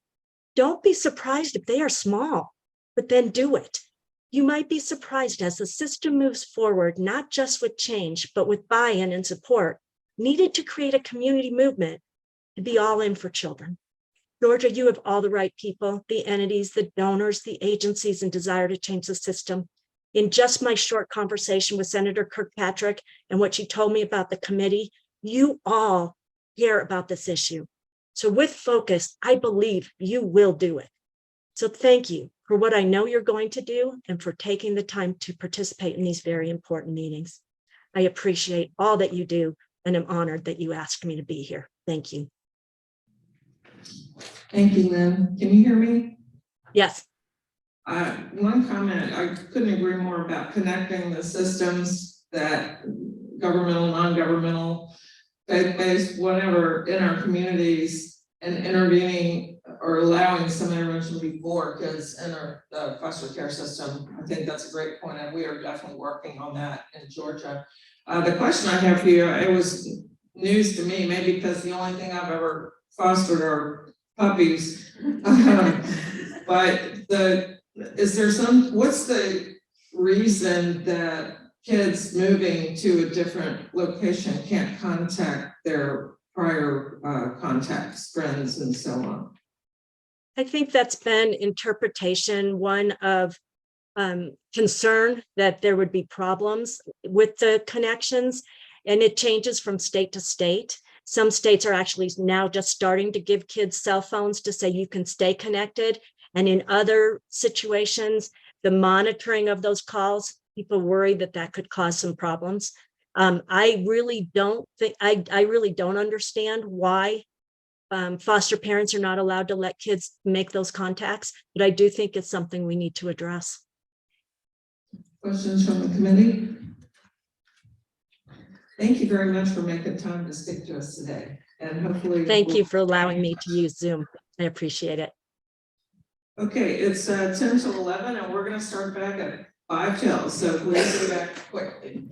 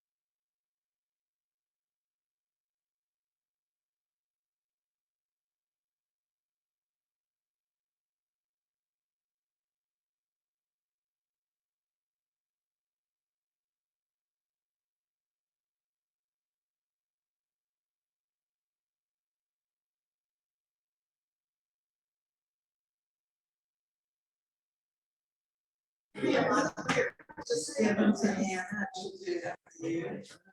Thank you so much.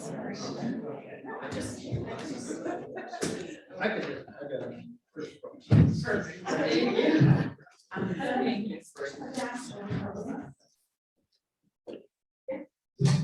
Okay, Ms. Leslie Reese, you're up. Hey. Grab the mic, because we've got people that are on the live stream, so. Says it's on. Yeah. Wow, that's a loud version of me. Figure out where to hold this. Thank you so much, all of you, for allowing me to be here. Senator Kirkpatrick, for inviting me today to do some in-person testimony. I did submit testimony, by the way, at the last hearing, and it's expansive. It's very detailed, and you should enjoy reading it if you have time. I'm not, however, planning to go into that level of detail as I speak to you today.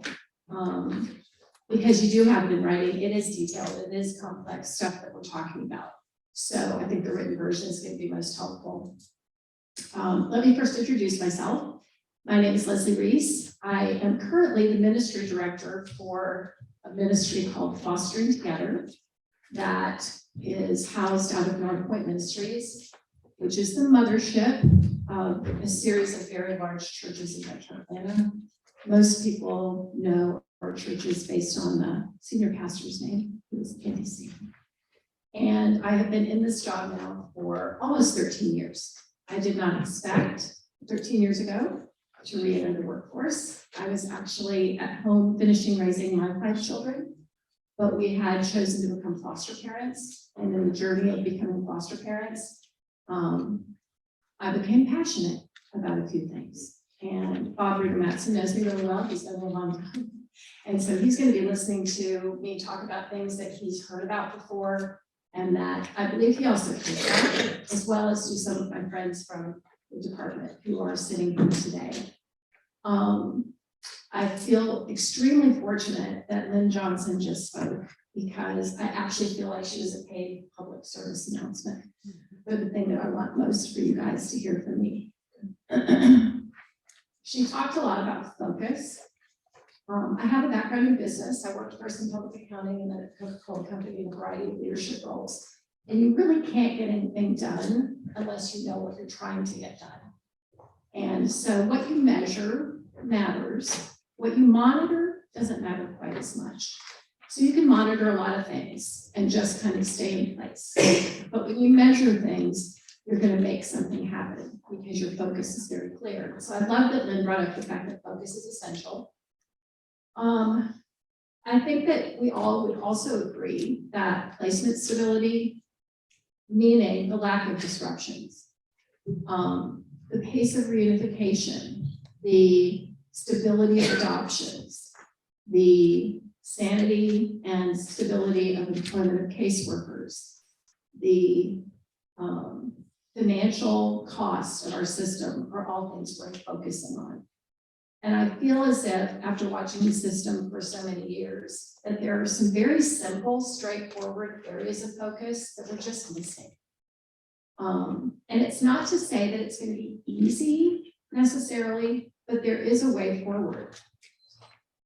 The underlying thing I want you to walk away with from my talk is that we're expecting too much of the children and the families that we're intervening on. And when I say that, what I mean is, they have a situation, if foster care is needed, that has justified their entry into the child welfare system. But they had other relationships too. As a matter of fact, we know for a fact that somebody reported what happened. Somebody cared. But they probably had more somebodies than even that.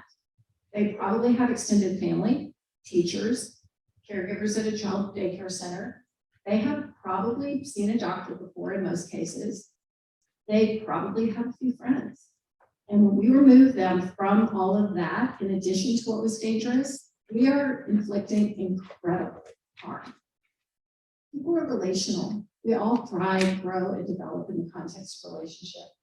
And there's absolutely no excuse in this day and age with the amount of resource that this state has why we do not have a hyper-local system. And it's not because people don't care, it's because it will be hard to figure out where to begin and how to build it. The truth is, however, if we have just a little bit of gumption, we could pick 4 to 5 counties. They should be diverse in their style, not look just the same. They should have a decent ecosystem of supportive organizations like Lynn was describing that can wrap around the situations that we're going to be facing in that community. And we should just decide that we're going to do everything in our power to keep the kids that are from that county in that county. Their school system doesn't have to change. Their friendships don't have to be eradicated. Everything else that's familiar to them is still around. When I was fostering, one of the things that was the most surprising to me was that my foster son, when I took him home for a visit, not too far away, I suppose some people would say 35 miles, his McDonald's wasn't my McDonald's. His Walmart wasn't my Walmart. He felt at home knowing he was in his community. He didn't have to necessarily be all the way home with his dad to know that he was close to home. And I truly believe in hindsight that had he known he was close to home, a fair amount of his raging and a fair amount of his behavioral issues would have been tamped down. Maybe they wouldn't have disappeared, but they would have been tamped down. And on the flip side, his dad would have been able to do a much better job of engaging with him and engaging with the services that would have been available to him, because hope would have still been alive. When you pick a kid up, and we got him as his 4th placement in as many months, right? So obviously he was raging. He was leaving households because he was raging. We got him at that point, and it was months and months and months before I could get his father to lean into a relationship with us so that we could be hope for him with his son. They did reunite. They stayed together until this boy turned 18. He's now out on his own. He graduated from high school. He's the first one in his family to do that ever. His father was in foster care. His mother was in foster care. He's in the Army Reserves, holds down a job. He's winning. I honestly think he would have been winning better if we could have kept him where he started and let him keep so many other relationships intact at the same time. So we've got some problems. The way we contract servicing agencies is a problem. The way we assign caseworkers to cases is a problem. Both of those getting solved would go a long way toward quieting down the system and being able to like strengthen the way that community's capacity to keep their children at home happens. And then there's some other things in my written discussion that you guys can review as well. And I just want you all to know that I stand ready from now into eternity, or maybe 10 years from now when I'm 75, to help and to continue to help you guys think about how to make this system meet the needs of the kids where they are, so that their hearts and their minds can quiet down, and so that the system can work on their behalf for the outcome that we all agree is best to get them back home.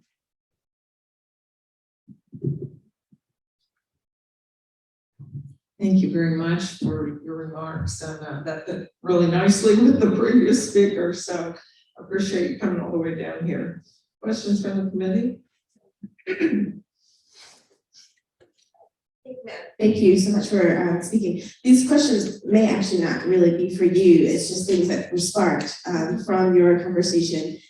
So in thinking about being able to keep children in their same county and specifically their same school for continuity, I wonder, is there a danger or a risk to that to the child if the parent knows that the kid is still in that same school? What the social emotional aspects may be to keeping a child in that school, and the classmates know that they aren't with their family anymore. I wonder about those risk factors, and if that plays a role in why we might not keep a child in the same school. So that's one thing. Again, you may not know the answer to that. I'm sure there will be people who argue on both sides of that. What I would say is, let's try and find out, not let's assume the fear that we are describing. when I first came into the foster care space, another gentleman, that used to actually work at Bay Bridge, his name's Don Steele, who grew up in a, family that fostered avidly, I think he had 75, foster siblings over the years, was one of the people who told me that, the fear part for foster parents of an aggressive birth parent was false. And after I stopped for just a minute and thought about it, I was like, that makes sense. Because the truth is, they're under government intervention. There's a legal process going on. And if they were aggressive toward a foster parent in a meaningful way, that would only hurt their situation. It only makes their situation worse. I'm not saying it could never happen, but I don't think it's a reasonable expectation in most cases. No, that's helpful. And then another piece of thinking about these hyper-local networks of care, I'm wondering if, the division might have statistics on this. Are there particular hotspots where we know a lot of children are entering into foster care from a particular, I don't know, it could be an apartment complex or a region or a particular county? Because I think that could be a really great starting place if we know, like, I don't want to use anybody's county as an example, but if we know that there is a hot spot where we have a lot of children entering in, then that'd be a great opportunity for churches and schools and concerned citizens to really create that hyper. Yeah, there are already and have been some really good forerunner efforts. Mary Havoc, Oklahoma Home in 5, which is a regional approach to keeping kids closer to home. Restoration Rome up in Floyd County has actually, for $1 a year, put an entire center in the hotspot of that county in place in order to both provide services, provide transitional places for kids to stay who are coming into care, and also to be in the community where the majority of the kids come from. That model is super powerful. I think there's just an underlying belief that we can't keep kids where they came from, and I think that belief has to be challenged hard. And I think that I've been feeling and carrying this thought process for a number of years now. If we can just try in a few counties and move the needle there, read the results on reunification rates, pace of reunification, the cost of the system, worker stability, all the things that we are saying are conspiring to make this a chaotic, terrible situation, that we'll learn what's working, what's not. And once we can capture 4 or 5 counties' kids back where they belong, the next thing that happens is we open up beds elsewhere. And this is, like I said, it's not simple, but it's doable. And thank you for your testimony. Don't you think where we begin is with continuity through state policy though? To make sure that every DFACS office within the state of Georgia is working off the same policy, using the same procedures and everything so that we can determine where the hotspots are and where the issues are. You're the second person that we've had come up and testify about the raging that they experienced through the process. Throughout my career, we were detached over to DFACS during certain hearings and certain processes. We worked with our juvenile courts as they went through it.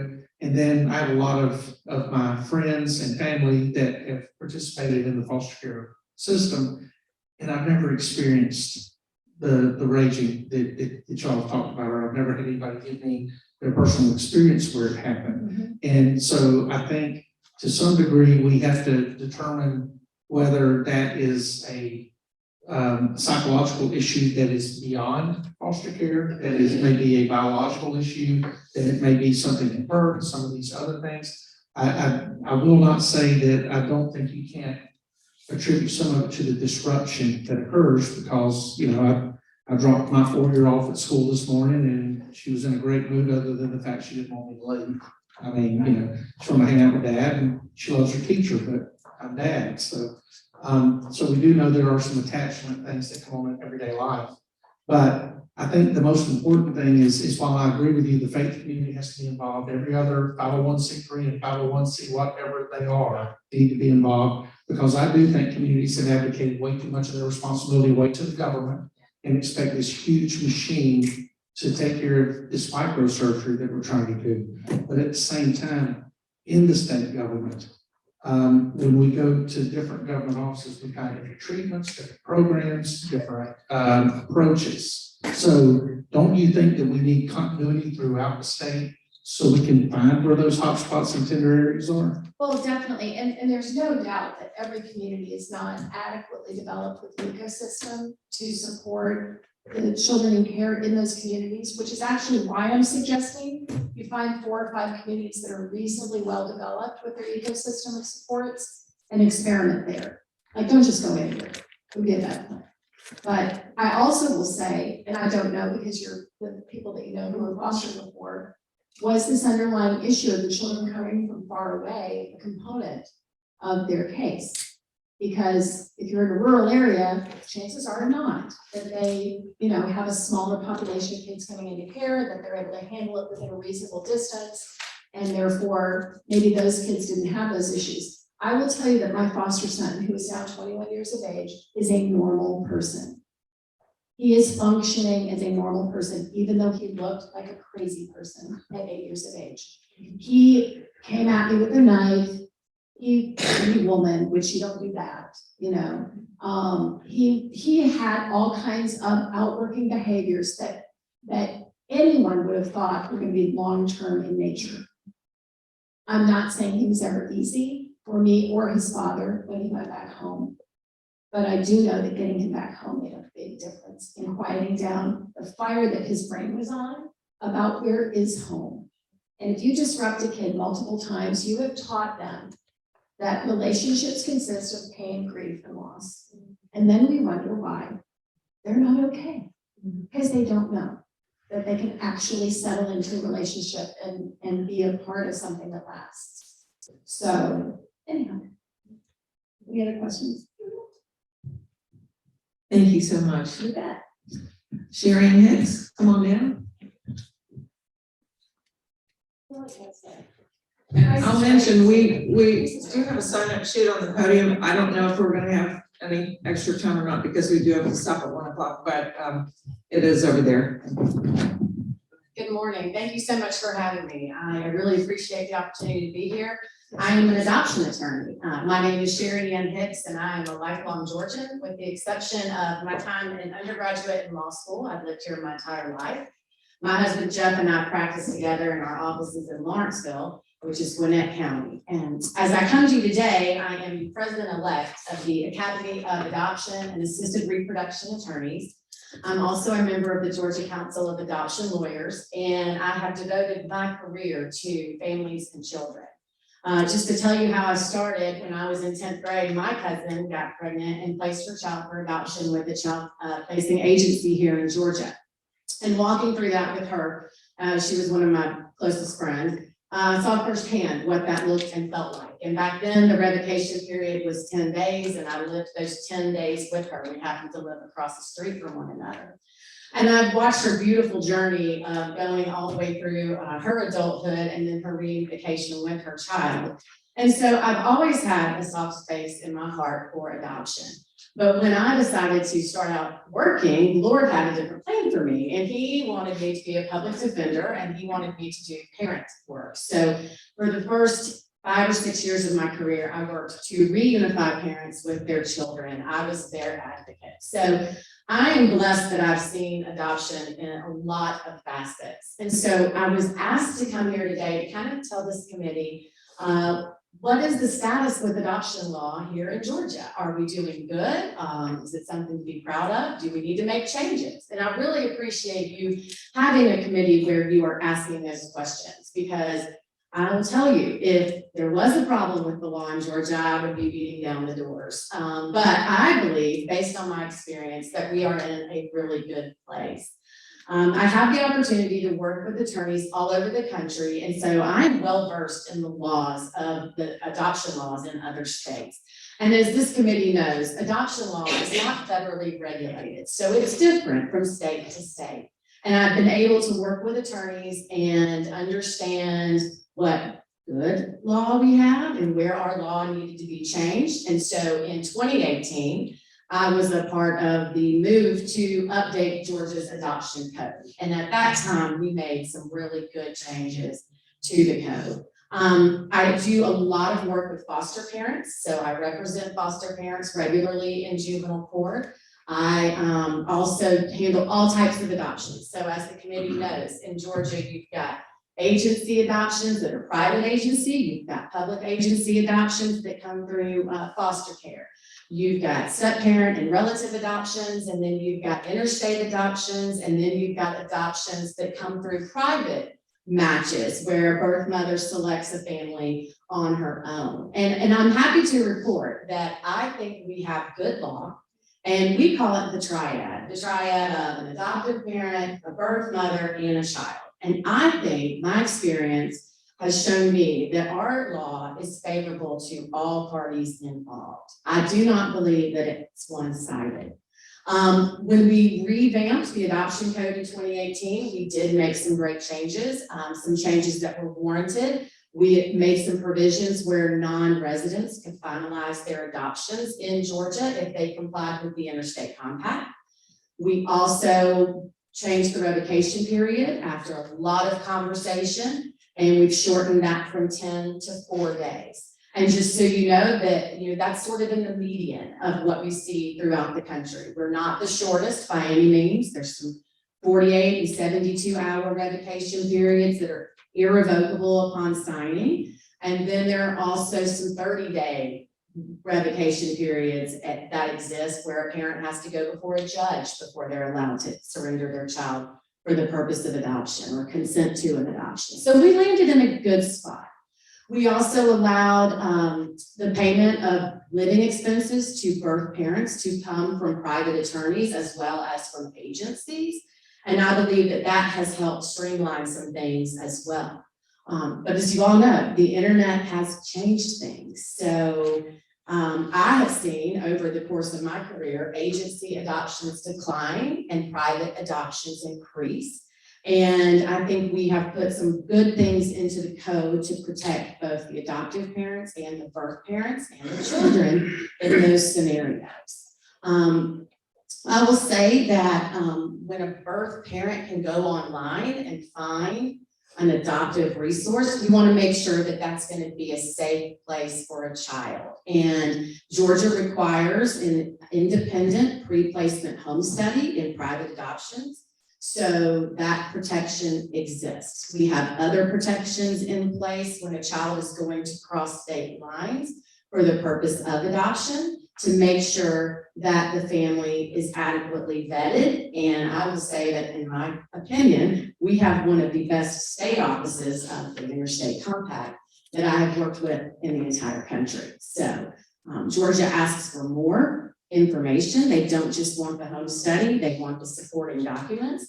And I can tell you that they read everything. So kudos to them. But I just wanted to come in and say that if there was something that I thought needed fixing, I would be asking for you to fix it.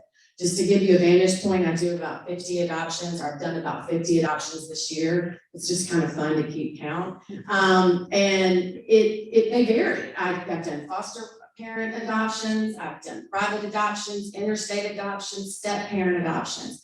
And the law is nuanced in every one of those categories, but again, I think it's fair and it's balanced. So I wanted you to hear that from me today because I am in the trenches and I know we worked very hard to make sure that all of the I's were dotted and the T's were crossed when we amended the adoption code. And we hadn't changed the adoption code, y'all, in 25 years. So it was time.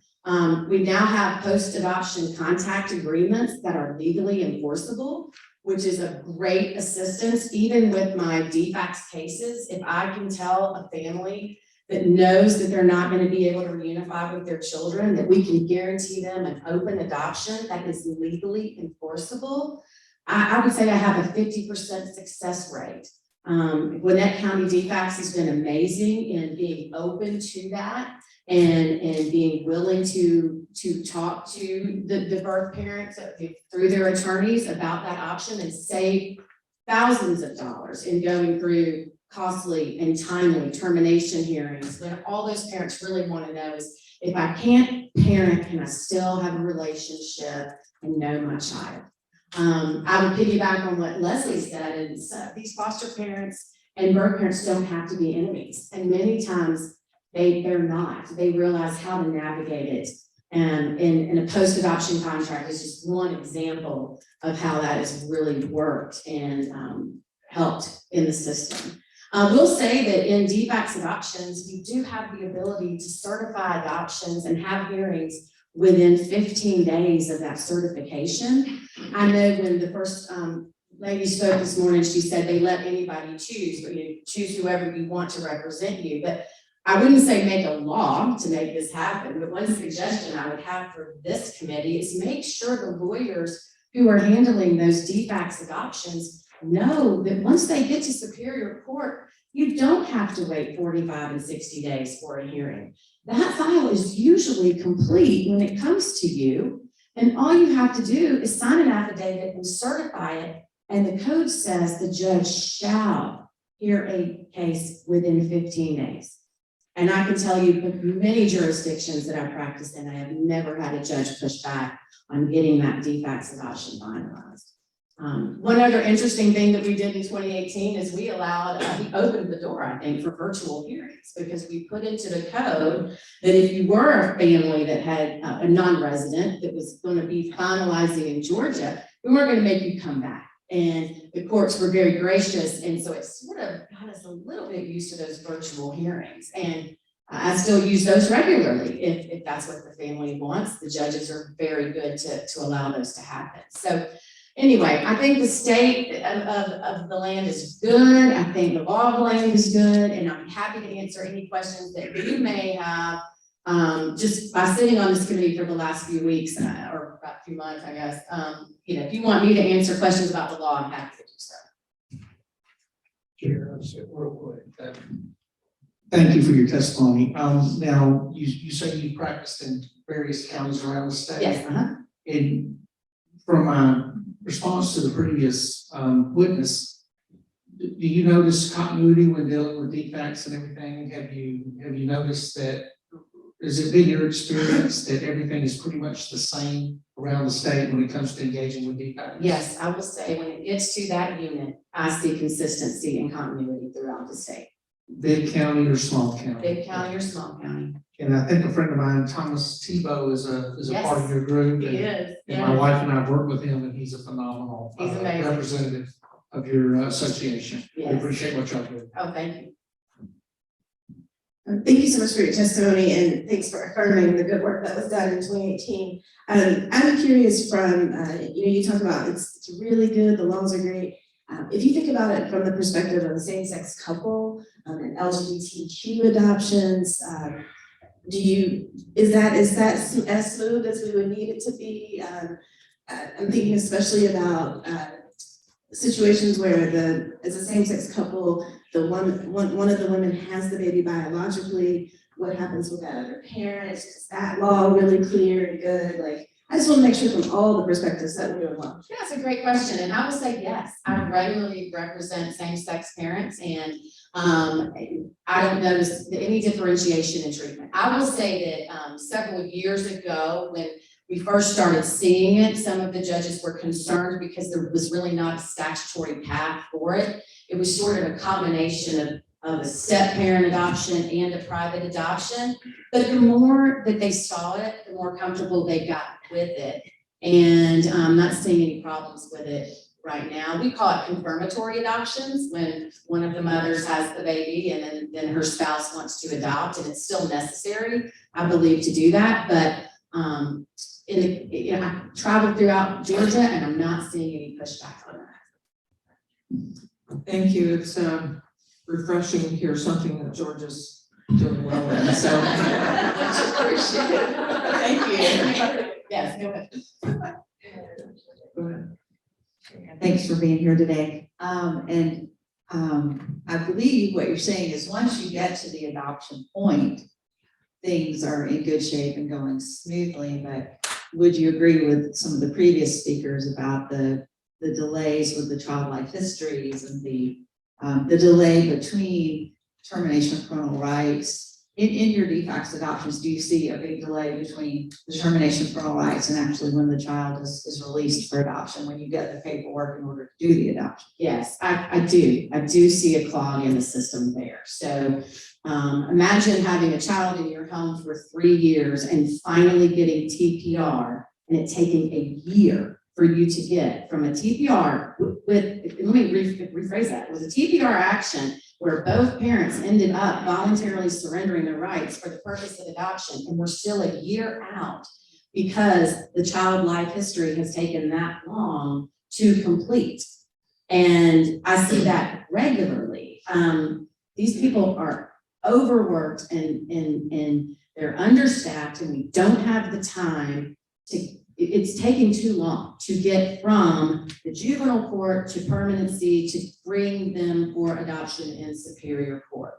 And the court side is trying on both levels, but there's a clog in the system. I also think that there is a clog in how long they stay in concurrent plans for reunification and termination. It seems to me that sometimes the parents' right are paramount to the children's rights. And so I just think that needs to be balanced based on what I'm seeing that it does to these children to stay in care without permanency for so long. But I know that's a different topic for a different day. Madam Chair. She's got one follow-up and I'll be. Do you ever have clients who are concerned about the fact that one of our speakers earlier today talked about how the adoption, the special assistance for adoption is going to be less after adoption than it is before adoption. So foster care, the foster care per diem is more than the adoption per diem. That does come up. Pushback about that. It does, and I think that all comes down to education. They're not educated as to why they're getting the per diem that they're getting when they're foster parents. They are not prepared for that number to significantly change. And then God bless the case manager who's having to break it to them and really doesn't understand herself why that number is going down. So I have had to take it up to the state level many times to get that answer. So I think there needs to be better education when those stipends are going into place, and better education of, why is that number changing and is that justified? Because that definitely has caused issues and caused delays. And Madam Chair, thank you. You used the phrase in the answering of her question earlier where you said these people are overworked and underpaid.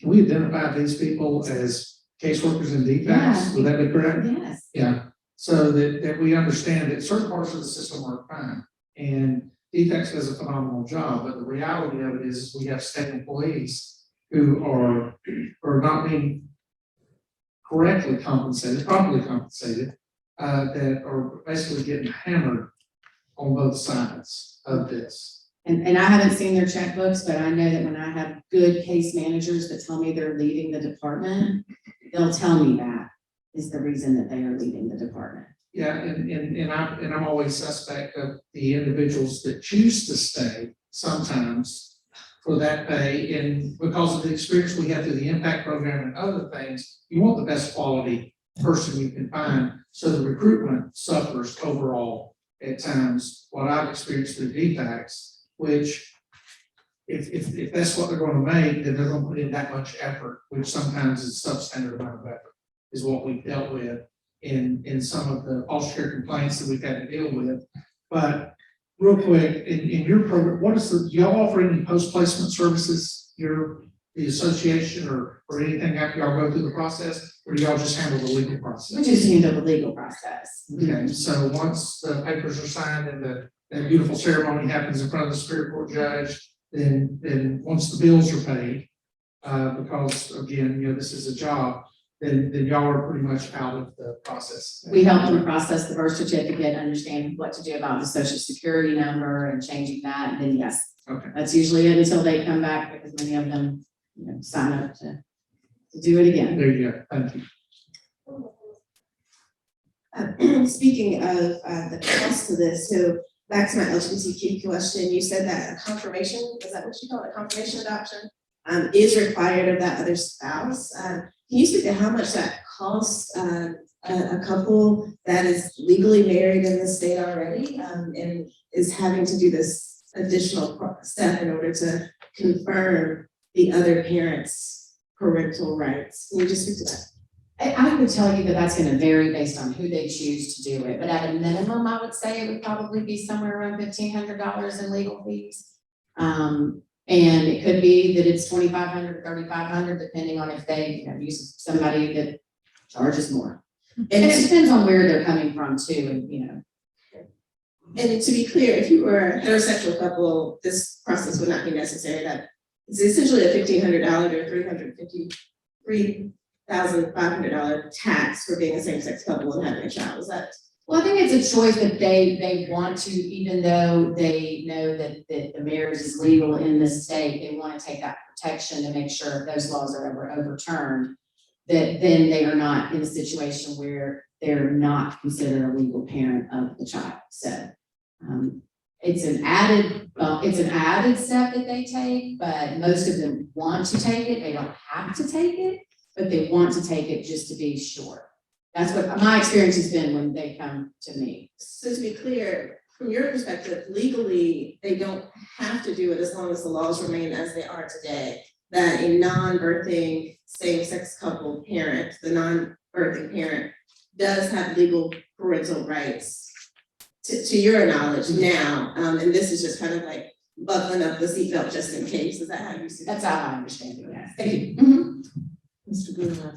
Thank you for your testimony. I heard one time, and maybe you can confirm this, that the fees that the attorneys were getting to do foster care adoptions had been decreased and that they haven't gone up in a long time. That's true. Back when I first started doing them, and I think this number is right, it was almost $1,000 more per case than what it is.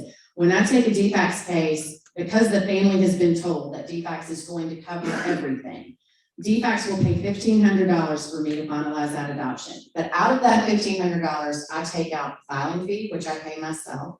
I take out background check fee, which could be almost $100, and birth certificate fees, which are $45. So when you take that out of every single DFACS adoption that you're doing, you're not getting $1,500 per case. So they have come considerably down, and I think they've been down maybe for 10 years at that rate. So how many hours would you say that you put in an average adoption?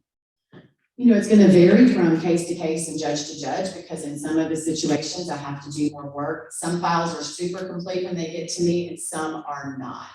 But I would say a minimum of 4 to 5 hours on a case. Now, if it's a family that's adopted several children, of course not. But we have to prepare a petition for adoption. We have to organize all of the exhibits. We have to take it to file in the court. Some counties, are faster and more expeditious than others, and some have questions that just take more time.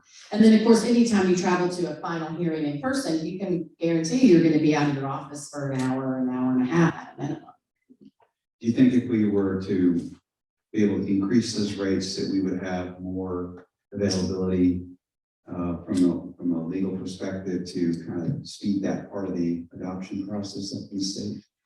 I don't know, maybe more attorneys would be willing to take on those cases, or maybe it would save families, because I know some attorneys don't cover all of those costs. And then the family in that case ends up having to pay for a filing fee and a background check and things of that nature. So I also think, we just need to make sure that the attorneys that are handling those adoptions are educated and understand how the process works, because sometimes the courts will ask them for extra things that are not necessary, and they don't know to push back because they don't regularly practice in this area of the law. And I know that is something that GCAL has been behind for a while, is getting a list of vetted adoption attorneys to handle these DFACS adoptions so that they are handled adequately and quickly and done right. So. Thank you. Yes, Thank you very much for being with us today. thank you for asking me. Okay, Latrice Rollins, come on down.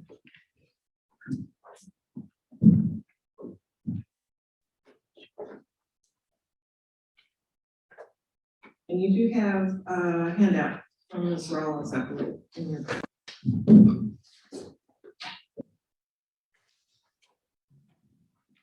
Good morning. Yes, it's still morning. Good morning, Chair and all committee members. I'm grateful for this opportunity to share with you and the committee about engaging fathers in child welfare cases, particularly in foster care and adoption cases. I am a social worker. I am a community engaged researcher and also convene a group of leaders across the state called Fathers Matter ATL to improve father engagement in health and human services. So researchers have reviewed many states' child and family service reviews and found that many state reviews do not adequately involve fathers in case planning or provide services for the fathers. They fail to contact the fathers even when they have been involved in their children's lives and do not adequately involve fathers in any aspect of their child's case. Nationally, agencies made efforts to involve fathers in case planning in 50% of cases that were reviewed. Only 22% of cases were even at or above that 50% threshold. When we look at across those states, some were as low as 12% and others were as high as 75%. You'll be surprised that Idaho was the state that had the 75% across the board. When we look at Georgia though, we can see that we are below that 50% threshold, and on 40% of the cases, agencies made efforts to promote a positive father-child relationship. On 27% of cases, fathers' needs were assessed and addressed, and on 39% of cases, agencies made concerted efforts to involve fathers in case planning. With another study that looked at 2,000 children who were removed from homes where fathers did not reside, 88% of their files contained the father's name, yet only 55% in these cases were the fathers actually contacted at least once.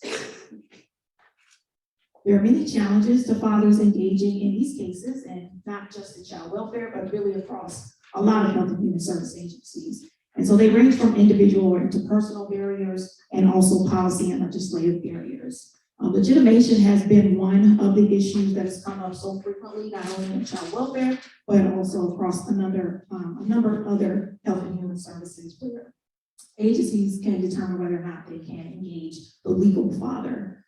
We have worked with several fathers who have even gone through the legitimation process and still did not have access to their children. Another major barrier is bias. We do talk a lot about father engagement. Have a lot of research and recommendations about engaging fathers, but we haven't got very far. So we must address bias, which affects the services that these children and their parents receive. The Government Accountability Office, or GAO, looked at the overrepresentation of African American children in foster care and specifically examined state perspectives on how bias affects their entry into care. Of the 48 states that were surveyed across reporting, abuse and neglect, making placement decisions, and even in judicial rulings, more states perceive that bias impacted these actions to a moderate or to a great extent. Similarly, there have been several studies that have documented long-standing, slow-changing gender bias that has negatively impacted fathers in child welfare. Workers are often apprehensive about involving fathers or uncertain of how to go about it. The dual impact of racial and gender bias has also been documented, as agencies were less likely to identify, locate, and contact African American fathers. Fathers are stereotyped as deviant, dangerous, irresponsible, and irrelevant, despite decades of research evidence that shows positive outcomes and federal recommendations calling for the need to increase engagement with these fathers.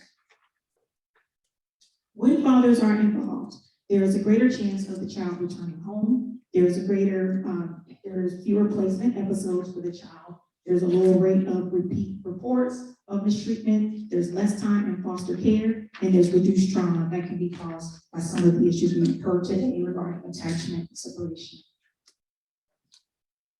This is a lot of information, so I did provide the report to Senator Kirkpatrick before I can provide it to you as well. But the Administration for Children and Families, or ACF, has strongly encouraged all human service agencies to work together to jointly create and maintain an environment that prioritizes father engagement as a critical factor in strengthening families and to enhance father involvement in all family support and childcare-related programs.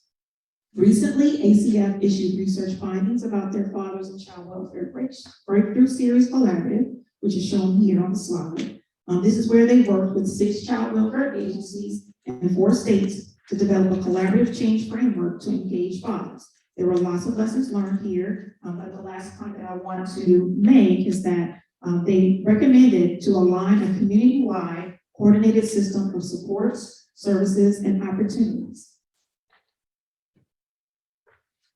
And so this really leads into the work that I am very proud to be doing here in the state. It is the group Fathers Matter ATL, again, a multi-sector group of leaders from academia, faith, community-based government agencies, health and human services. We're leveraging each other's services and supports since 2021 to promote and support father engagement in Metro Atlanta and now beyond. So in conclusion, really to better engage fathers in foster care and adoption cases, really there needs to be more child welfare programs that are providing mandated training for practitioners, which really include those father engagement strategies. There is the training that's there, but whether or not it includes father engagement strategies is not known. So there needs to be additional funding for family preservation and reunification services to really conduct that outreach and support services for fathers. Those child service state and federal reviews, family reviews, or other data that's collected by child welfare, they should include the degree to which the agencies are successful in locating the fathers, as well as the degree to which the fathers and paternal relatives have been contacted and used as placement options. And these data should be reviewed regularly, and there should be some action improvement plans to be, required. And also I would like to finally say around legitimation, just that there needs to be some study around the impacts of the legitimation policies and laws that are put in place. Thank you so much. Thank you for your concise presentation, and I couldn't agree with you more that fathers matter. But I would also like to ask you, I learned quite a bit about legitimation this year in the process of a law that we passed, making DNA evidence self-evident, so to speak. And I just wondered if you had any thoughts or suggestions about what we need to be doing about the legitimation process. Yeah, as I said, Georgia seems to be the only state that has this legitimation issue in terms of, other states, if the father acknowledges paternity, if they have, a child support case, then they're the legal father. Georgia has this extra step where the father has to file this legitimation petition, pay, and it just, a lot of times fathers don't even know that they have to do that. And so if we could just, again, look at it to see what the impacts, if there are positive outcomes that come from this legitimation process, compared to what other states are doing, that would be the ask. Because every, time that I'm talking with welfare workers or talking with fathers, it comes up as a barrier, as opposed to something that's helpful. Sure. Thank you. And thank you for your testimony. To tout something, Columbus started a legitimation station probably 10, maybe 15 years ago. And it is funded, fully funded, so it's free for fathers. It was housed here at Columbus Tech for a while now. It's in a building closer downtown to the courthouse, and had a lot of success once fathers found out there was a path that they could go through to legitimize themselves. And I myself, as a single father who raised 2 teenagers solo by myself, appreciate what y'all are doing with getting fathers more involved.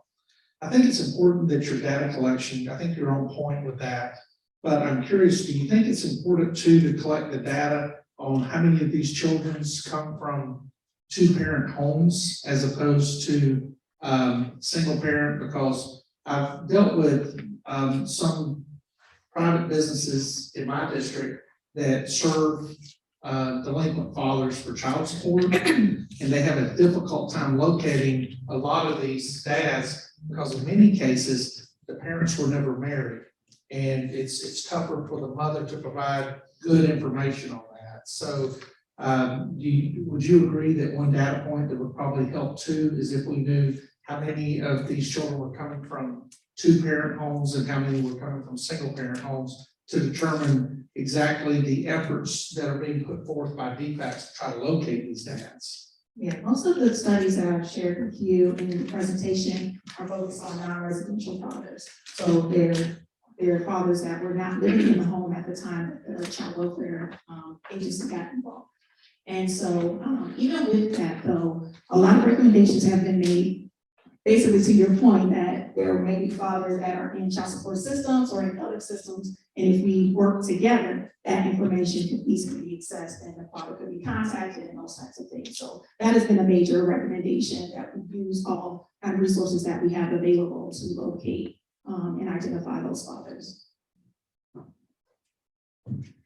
Other questions from Ms.? Can you, I want to go back to the legitimization piece. So can you speak to how that has become a barrier to fathers being able to have engagement with their children? Because my understanding was that today's about adoption, that when it comes to adoption, whether or not they've been legitimized or not, the father has to be notified, that there still has to be some type of engagement with the biological father with or without legitimization. So can you just speak to what obstacles people are encountering because they have not legitimized their child? Sure, and so this is, this is just again what I've heard from child welfare practitioners as well as from the fathers being told that they cannot engage with them because they're not a legal father. Oh, they're just gonna shut out. And then to add to that, we again have some fathers who have gone through the process of legitimation and still are not able to get access to their child. It sounds like we have a little more work to do on understanding our legitimation process.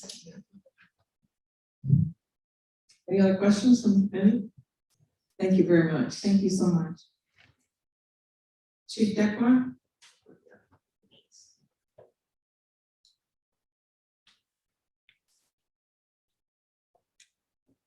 Thank you, Madam Chair. If I could indulge the chair, would it be possible for Judge Key, I see that he's here, could he join me? He helped initiate. Sure. Thank you, sir. So, retired police chief, I retired recently. Lou Dekmar, 50 years in law enforcement, 32 years as police chief here in Georgia, 4 years in the metro area and 28 years in the Birmingham. We've recognized in policing that social issues impact crime directly. And one of those social issues, of course, is delinquency in children that are needing supervision and intervention. And a program that was brought to the police department by Judge Key was a consequence of a conference that he attended 5 or 6 years ago.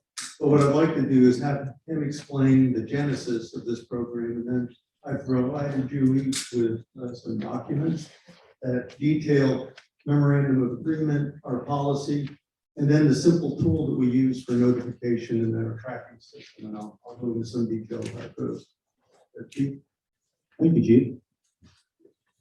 I've never had an original thought in my life, so this is something that came from the great state of West Virginia.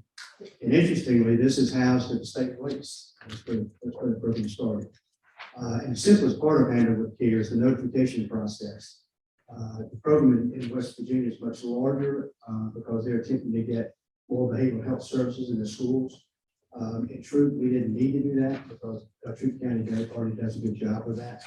But the way the notification works is that if there's a child that experiences a traumatic event in a very broad definition that we have in our protocol, then law enforcement will send a simple email to hwc@troup.org, which is our school system.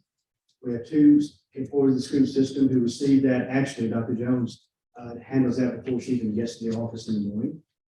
The idea is that when that child shows up the next day, the people that need to know in that school system need to be aware they need to handle the child with care.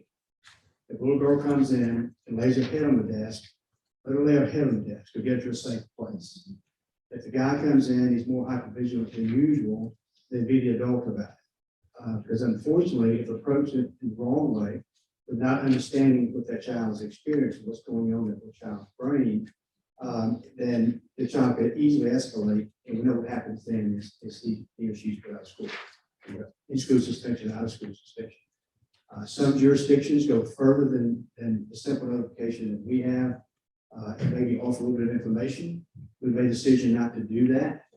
No one needs to know what's going on. This child could have been a mere witness to a shooting that did not involve the child's family, even a serious car accident outside. We've modified our protocol this year, I think it was maybe last year, to bring the marshals department in as part of it. Because there's a lot of trauma around marshals' actions. It can be a simple, some of our the county, they do the annex list and stuff, but also it can be eviction. Imagine when a mom or dad is serving an eviction notice and they got 7 days to resolve this issue, maybe to go to a hearing, and in our county, 7 days after that for a set-out notice, set-out order, if they've not left the premises. And you got a mom and a dad wondering where they're going to take their children. They're going to sleep that next night or next week. So a lot of stress in the household. So we include the marshal's office in it as well. And again, the idea is not to intervene, simply handle that child. So as the judge indicated, the key was that oftentimes behavior performance issues are interpreted as a discipline issue. And this gives the school a heads up, so it's used as an opportunity for intervention. For the police department's role, and again, I can't emphasize this enough, 10% of all the calls for service that the police respond to result in an arrest. 90% of what we do is referral, mediation, problem solving.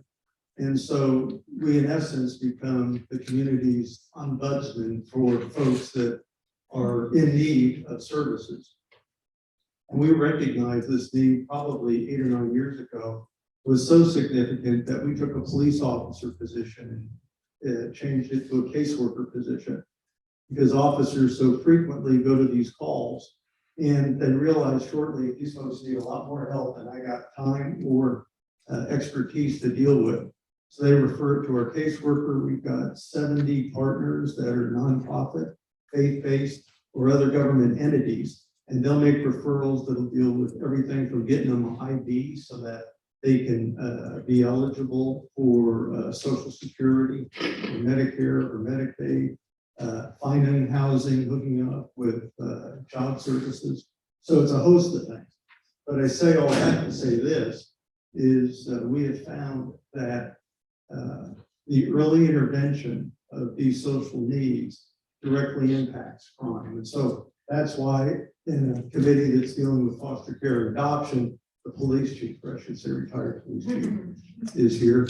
And I would just, I guess in the way of, if I had a recommendation, is this is low-hanging fruit. There's no reason in the world why every law enforcement agency should be giving the school system a heads up and allow the school to respond to that child that's been exposed to trauma in a way that's going to be most effective. And so in any legislation you contemplate, I would suggest that perhaps this instrument be a part of that. It's very simple. It takes 15 minutes to train, so it's not a heavy mandate training.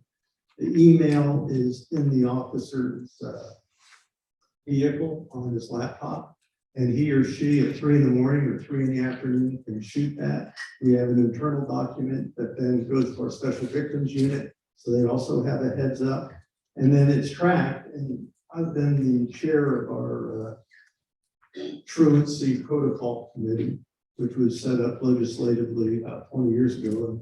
The Superior Court judge appointed the chair, but it's been significantly more robust probably in the last 10 years because of the leadership that Judge Key has demonstrated and engagement. And we use that truancy protocol meeting, which is twice a year, to look at our handle of care and see if the interventions that we're making are being followed up on. Likewise, if there were missed opportunities by law enforcement. So be happy to address any questions. And Dr. Patrick, thank you so much. I realize I got put on this agenda in short order, and I appreciate you doing that. Thank you for taking the time to come and speak to us. We've done quite a bit. Everybody recognizes under the Gold Dome that law enforcement officers are frequently dealing with mental and behavioral health issues. And so we've passed co-responder bills and things like that. This is unique in its simplicity. And I just wondered, I'm sure you've already done this, but if you've taken this on the road to your statewide meetings of law enforcement officers to share. Yeah, I do a leadership blog for the Chiefs Association, so I introduced this at the new chief school. Also, I've done presentations at probably a half a dozen school systems throughout the state. And I think that any opportunity, either on the law enforcement side or the educational community, to engage them is certainly important. And so we've done some, probably not as much as we should. Well, I mean, there's probably other avenues that you may not have addressed, like the State Department of Education would probably be very interested in what you're doing. So, be happy to. And Sheriff's Association. Chiefs Association. Yes, and we've engaged, and I've done some of these local, they've invited their local law enforcement officials, which have, represented both city police chiefs and county sheriffs. Yes. questions from the committee? I do, thank you. I know this program, heard about it from my friends that work at Twin Cedars. We're gonna go to Twin Cedars later, so I know they have a trauma assessment there. Can you tell us if this works and how that's tied with that?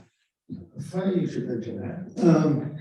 Matter of fact, with the commissioner, we have a Zoom meeting tomorrow with a fellow at Harvard. We're looking at developing an instrument for early intervention that identifies children at risk and the various responses that law enforcement engages. And so the short answer is no.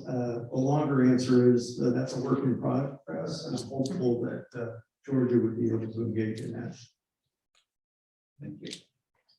Yes, and can you just enumerate a bit about what you said that it's a broad definition of trauma? Can you just name some of the types of things that result in a police officer making one of these reports to the school system? And then also just approximately how often is this happening and how often are police officers sending these types of reports? Yeah, excellent question. One of the challenges for law enforcement is they've got so many boxes to tick off that we had to develop almost a proactive documentation where in every report they have to indicate if a child was present. And then that alerts the supervisor approving that report as to whether or not it was appropriate for a handle repair notification to be made. So as we've done that, we've seen those increase. With the agencies involved, I would say it's roughly about 100 a year. With probably the largest number coming from the Grange Police Department. And the notifications are anything from cuttings, shootings, domestics, drug search warrant, maybe dad getting arrested in the house and fighting with law enforcement. Could be a fire, could be a traffic accident. The key is that we just say handle with care, and the school doesn't know what the nature of the trauma is, because from some children are, they don't want folks in their business in that way. And so we don't want them to respond defensively, and we don't want the school officials to be conducting some independent investigation or seeking information. We want them just to respond to the behavior in a way that acts as an intervention. Glad to see my senator here. Glad to see my constituents here. And Chief, real quick, and you touched on it just a little bit. We make a traffic stop and make a DUI case, and dad's driving a vehicle and he's got son and daughter in the car. Would that be an opportunity for the officer to fill out this report, and let the school notify, because that is a traumatic experience for the child to see dad arrested and taken away? Sure, any of those episodes where the child is exposed to some unusual occurrence that realistically anyone would look at and say, that's not gonna bode well for the child, then a notification should be made. We talked about ambulance responses and fire department responses also, but in any serious response by those agencies, law enforcement is present. And so we just thought that, law enforcement would probably be the best resource in terms of making the identification and notification. So who's your point of contact in the school system that this notification is made to, so they could, because certainly you don't notify the individual teacher. So So it goes to the assistant superintendent, and first thing in the morning, I think she tells us she does it from home. So she gets up early in the morning, she sees the notification, she reaches out to the principal of that school. We're a county school district, so we have 12,000 students, I think 18 schools. And she'll notify the principal, and all she does is gives them the student's name. And then just says, handle with care. That principal then notifies the teacher, handle with care. And all that occurs before the school day begins for that child. and all of that information is held between the groups that are contacted. No other teacher is told, and the child's personal business does not get spread around the school. Counselor may be told, school counselor. And just very quickly, that is not part of the student's permanent record either. For sure. A couple of things, the state school system is very much aware of this, particularly in rural areas. They're working hard to get it implemented in rural areas. Resilient Georgia is very supportive of this. And if you choose to move forward with anything around it, the school attendance and school climate protocol committee would be a good place to put it. It would fit very neatly in that law. We already require locally a report around animal care as well as school climate. Because obviously these things impact school. Anybody else? Thank you so much for sharing that with us. Okay, Jackie Jackson? We've heard from you before, but I think you're here to talk to us about something different for your time. And you have this in your packets, Uniform Unregulated Child Custody Transfer Act, is that correct? Yes. I sent PowerPoint as well, but I brought my computer just in case it doesn't copy up easily. But thank you all for allowing me to come and share today. My name is Jackie Jackson. I am CEO and co-founder of Ignite Hope Champions for Children. We have a heart for adoption, just as you all do. And in 2018, I was very blessed to have been invited up to DC to work alongside the Uniform Law Commission on the Unregulated Custody, Child Custody Transfer Act. It is considered a uniform law, and to that end, we are hoping to have at least 32 states, I believe, enact this act that we have drafted. It was something that has been spoken about. We've heard numerous times today about trauma and instability and the ways that kids in care, kids who are vulnerable, because if you are in the foster care system, if you are going to be placed for adoption, something somewhere has gone really wrong in your family of origin. So what we want to do is make, help Georgia become a state where we are being proactive instead of reactive.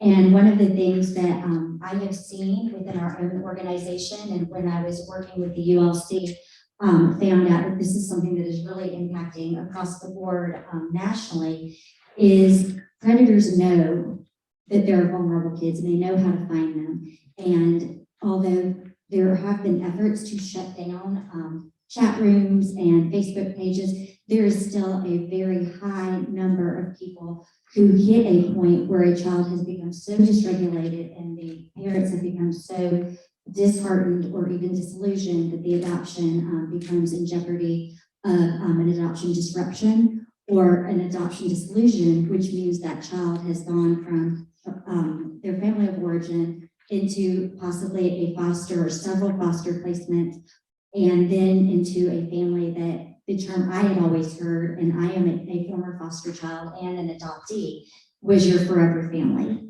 And after 7 years of working in this space and now doing my PhD research in this area, that is not always the case. And I know all of us here, everyone in this room, everybody on your committee, we all know that children deserve and need safe families. And when we began with this act, we realized that we can take this situation, which is overwhelming, which is a direct pipeline with vulnerable children, unregulated child custody transfers, and them going into a trafficking type situation. The statistics are incredibly underreported. So the statistics that we do have, you just have to look at them and say there are many, many more that we are not aware of. But I believe that this act would give us an avenue to give child placing agencies, attorneys, they would be able to leverage the law that we already have here and to be able to put more protective measures around our most vulnerable population. Those who care for kids in crisis, and we've heard this a number of times today, are not always equipped with the resources and the support for the physical and psychological needs that these children have. And predators and traffickers know exactly where and how to exploit those issues. One of the things that I pulled, and you can do internet searches on it. This is from 2013, but I actually have something that is from 2019, which is some of the most recent research out of the University of Georgia. There was a Reuters investigation on the child exchange. And I just wanted to highlight a couple of things because this is something that has been ongoing. And even though this was highlighted in 2013, it's why the ULC and the State Department began working on this and particularly focusing on the vulnerable populations of children who have been adopted, because these children have already experienced trauma and are probably showing behaviors, because that is that happens in these situations at times. There was a mother and she went on a site called Considering Disrupting an Adoption. It was a Yahoo group, and most children mentioned on this bulletin board, they were noting that sexual acting out, they were noting very increased violent behaviors, and parents were desperate. And it goes forward to share that there were 2 individuals that came forward and said, I can take care of that child. And there has been, you could go previously on Craigslist, I'm sure that they have moved the sites and the chat rooms to new and different places, but there was transfers happening without social history, without medical history, with no court overseeing it, with no child placing agency overseeing it. And these children were just being transferred with a note saying, this person has the ability to take care of my child. No ICPC, nothing that was regulating this. What we have seen in this particular instance, which was a 5-part series, 18% of these kids were shown to have a history of sexual or physical abuse. And these descriptions, when you put it on the internet, are a beacon for predators. They see this, and it is as they noted, it's a tremendous war to have dangerous people come and attempt to contact. So what the Uniform Unregulated Child Custody Transfer Act allows is the opportunity for a state agency or court oversight that assures a new custodian is safe and appropriate for the child.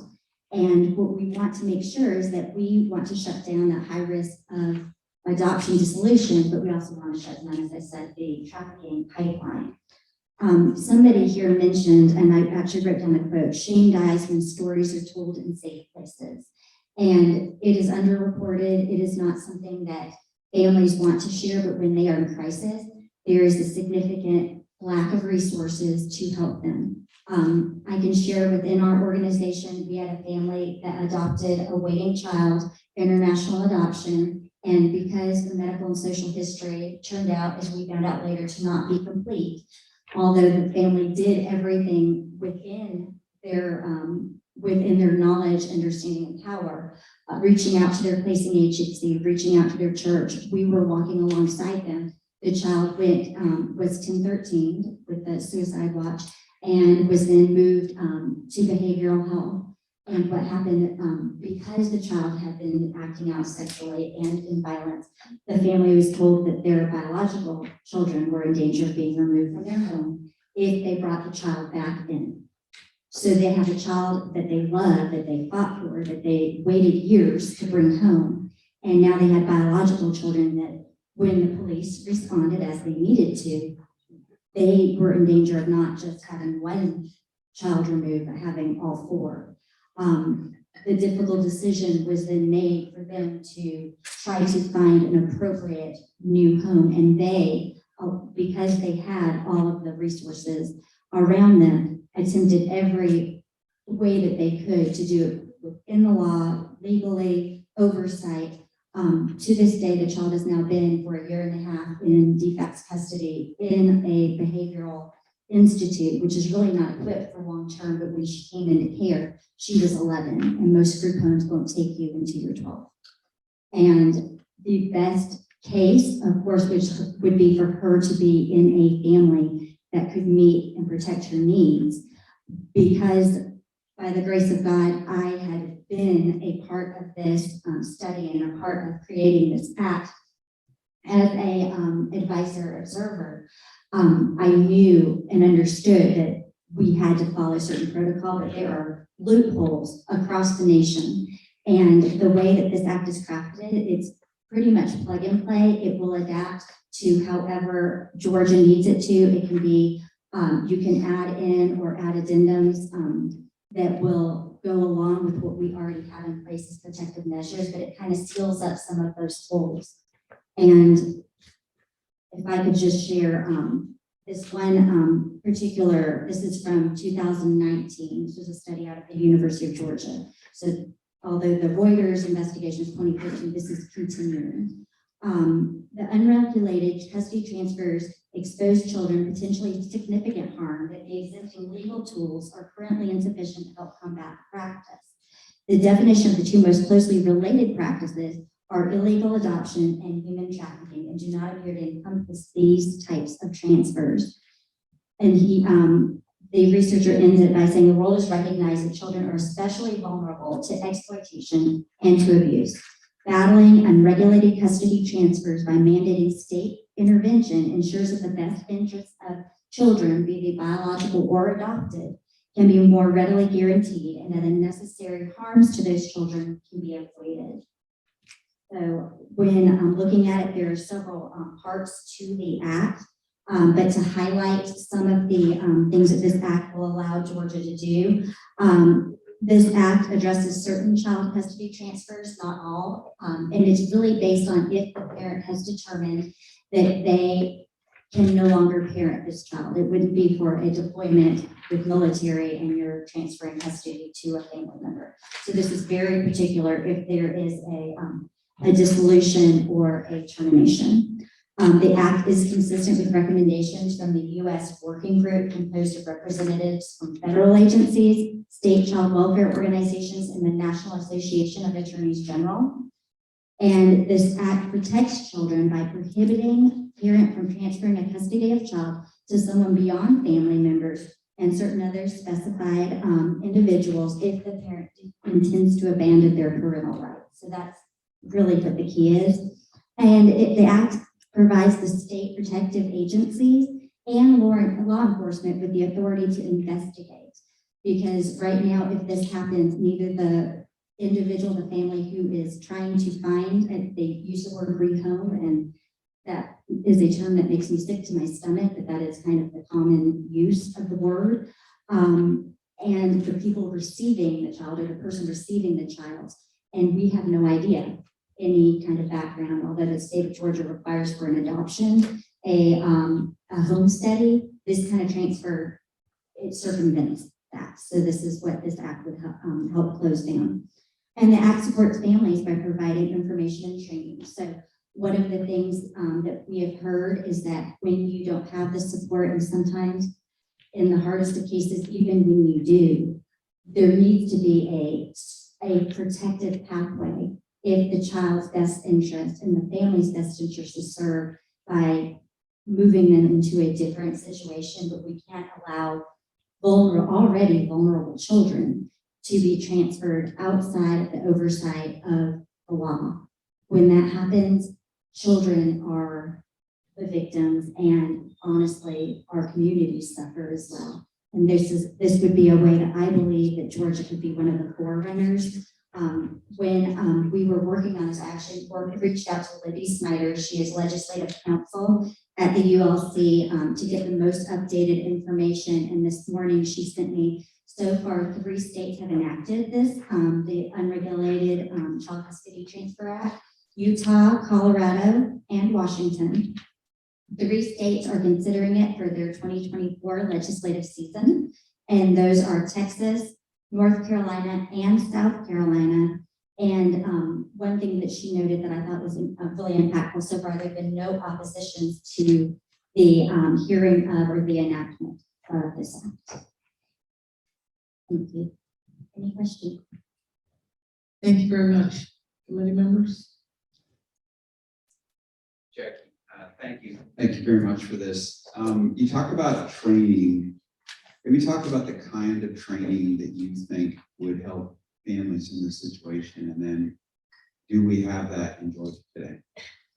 I believe that we do have that. It's just the accessibility, especially for biological families who may be child welfare involved, but they haven't gone through impact training because they're not foster parents, or they haven't gone through whatever placing agency if they're an adoptive family. So if you are a family who is actively working to bring a child into your home through foster adoption, there are certain expectations that if you are a biological family who suddenly finds yourself in a situation where, to avoid being identified by Child Protective Services, you try to circumvent, they may not know about this and most likely do not. My thought would be just making sure that TBRI training, trauma-informed training, is available. That's one of the best ones out of TCU, Texas Christian University, that we have seen as incredible support.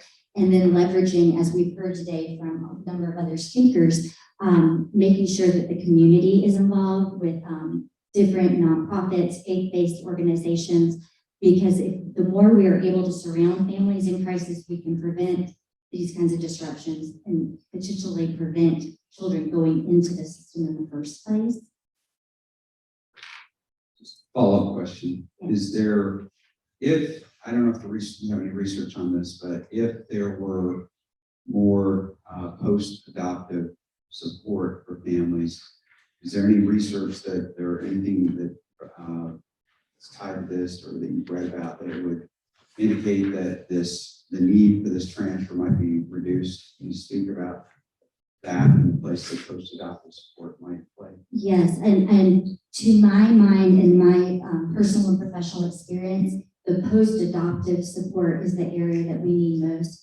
I would say nationally, but specifically to Georgia, we have a lot of preemptive impact classes training. I know that one of our families specifically, when going through the foster care process, was allowed to choose different types of training, and one was taxes or taxing, because, and they are, she was waiting on as a single mother to be a foster to adopt type of placement, but the types of training in trauma could really be beefed up, but most especially the family that I shared about that is involved with Ignite Hope, and we're continuing to offer them support.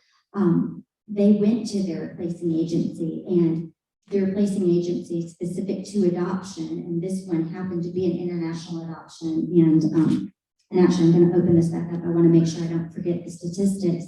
They had nothing in place. They did not have respite. They did not have mentor type situation, and over again, our family heard, as some of the other mentioned today, kind of, if you love them enough, once they get used to permanency idea, once this is final, it will get better. And it didn't. And the worse it got, and the more intervention that had to come from police department and then behavioral health, the more in fear they were of losing their biological children as well. And I just feel, because of our leadership in the state, because of committees like you all, asking the hard questions and doing the hard work, anything that we can do to support families, to protect children, to shut down especially that trafficking pipeline to predators, I think that's worth it, and it's a win. And so I'm, I'm having a hard time understanding how this situation happens. So if you could just help me, because what you're saying is a parent has a child, let's say it's a biological child, and then they decide that the child needs to be rehomed, if you will, or why would they not call DFACS? Is there, like, I'm just getting like a whole lot of, why would you use the internet to find somebody instead of calling, or I mean, and also, Calling for help. right, and is it possible, can you drop I mean, I know you can do this for an infant, like you can leave an infant at safe haven, so you can leave them at a hospital or a fire department. Can I leave a 13-year-old there? I believe it's up to a certain number of months or even weeks for Georgia. In some states, it goes up to 18 months, but safe haven doesn't apply to older children.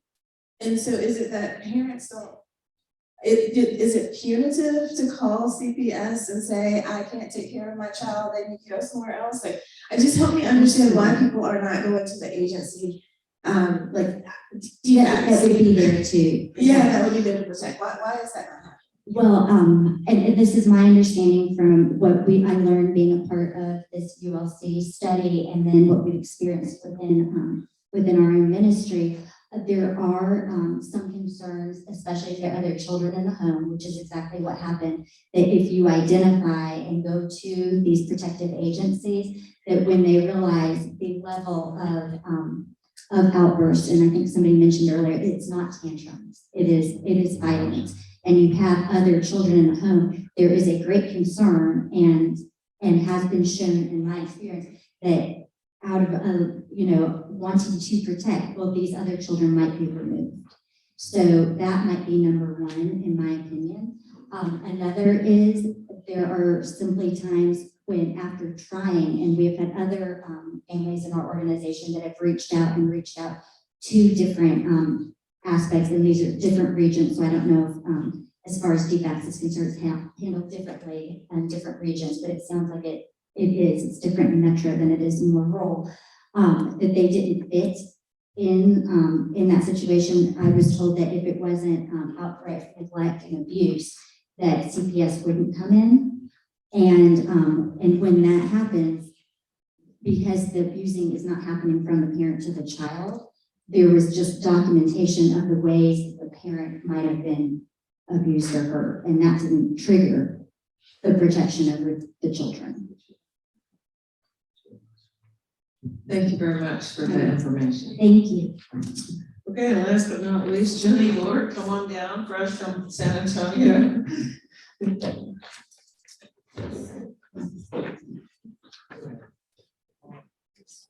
Good morning. Oh, it is afternoon. Good afternoon. I realize I'm one of the only things standing between you and lunch, so hopefully I'm still with me today. You got time, you're good. Not too hangry.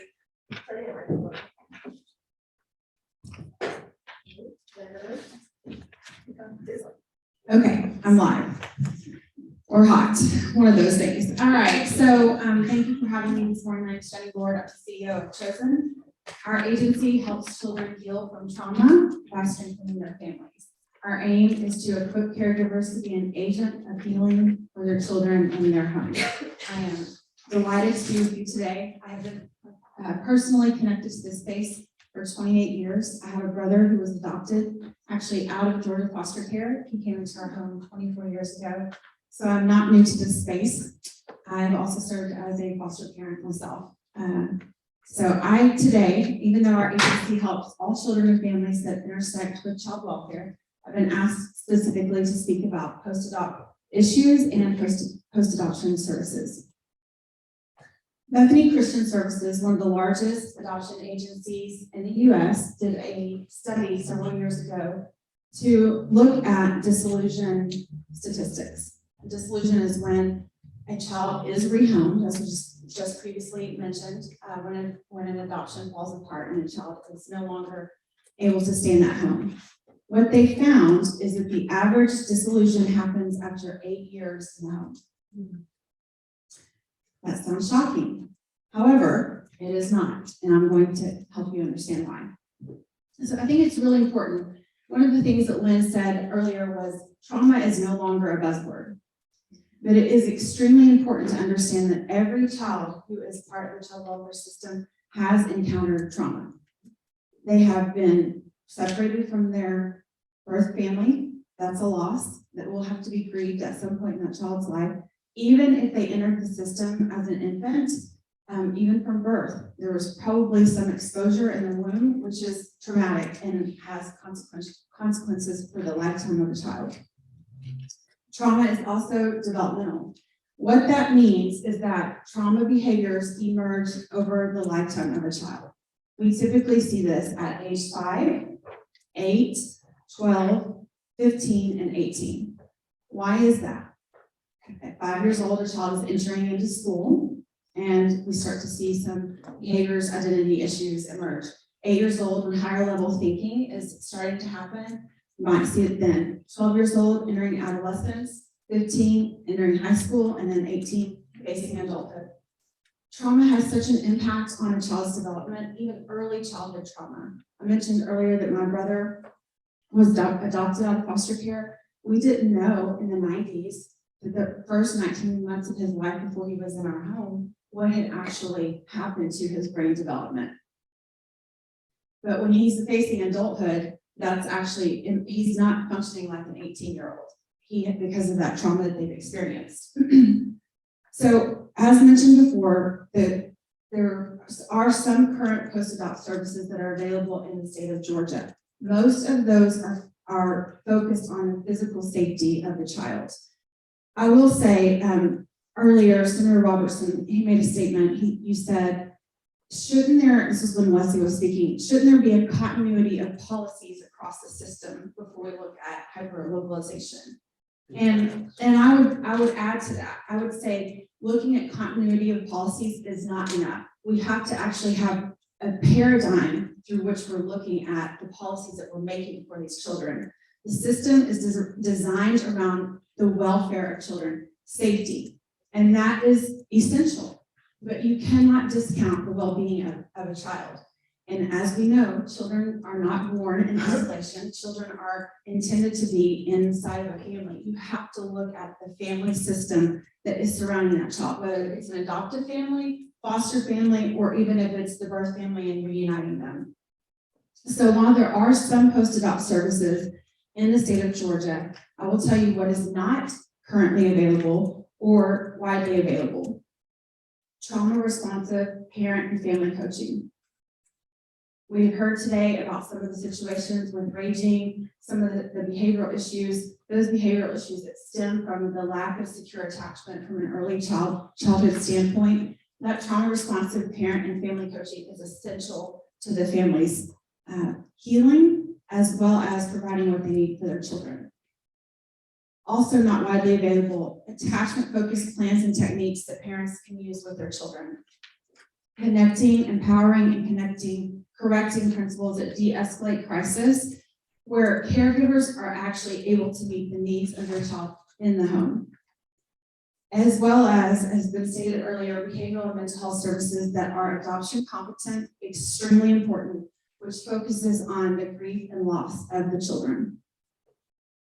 As an agency, we have 25 contracts that we are currently serving. 6 of those are in the post-adopt space in other states in Georgia. This is extremely important. Of those 6 contracts, that we have a 90% utilization rate, which means that we're almost maxing out what the potential of that contract is. For our foster care contracts, they're at 57%. That demonstrates the extreme need for these types of services. I'm going to read this, it's really important.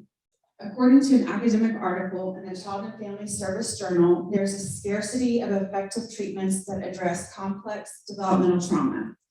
One reason for this scarcity is that as of this writing, the DSM-5, which is the diagnostic tool used psychologically, does not make a distinction between acute trauma and complex developmental trauma. Acute trauma is a child experiences a tornado, they experience a car accident, whereas complex developmental trauma is compounded effects of trauma over time. That's the life of the children that we're serving. Chronic sexual abuse, physical abuse, even chronic medical needs. Children and youth suffering from complex trauma most often exhibit disorders related to attachment, which affects regulation, physiology, behavioral control, cognition, and self-concept. So if you look at that list, regulation, physiology, medical, behavioral control, cognition, your ability to learn and thrive in an academic setting, these types of disorders can lead to a variety of diagnoses that need a diverse treatment plan. Most often in our space, children are being treated with a medical model where they are seeing a doctor or a therapist perhaps 1 hour a week, where the caregivers are playing a superficial role in the treatment of their child. However, key point, interventions that include caregivers are much more effective because treatment occurs in the child's environment where the challenges are actually occurring. While children may spend that hour a week with a professional, the issues that need addressing are actually happening in the home and in school. In particular, it has been noted that the relationship-based trauma can only be resolved through loving, stable relationships, such as that can be offered in by a nurturing caregiver. Equipping caregivers is essential. I have been, as I said, in this space for 28 years. One of the reasons that I stay in this space is because this is not widely understood. Foster care training is not sufficient to prepare adoptive parents for what they're going to need beyond the life of the adoption date finalization. Children who have been harmed in a relationship can only heal in the context of a relationship. I'm gonna tell a short story.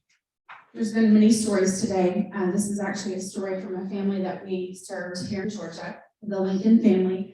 Mary and Mike became licensed foster parents in 2015. They had that desire for many years earlier in their marriage, and they immediately took a foster sibling group of 4. Not for the faint of heart.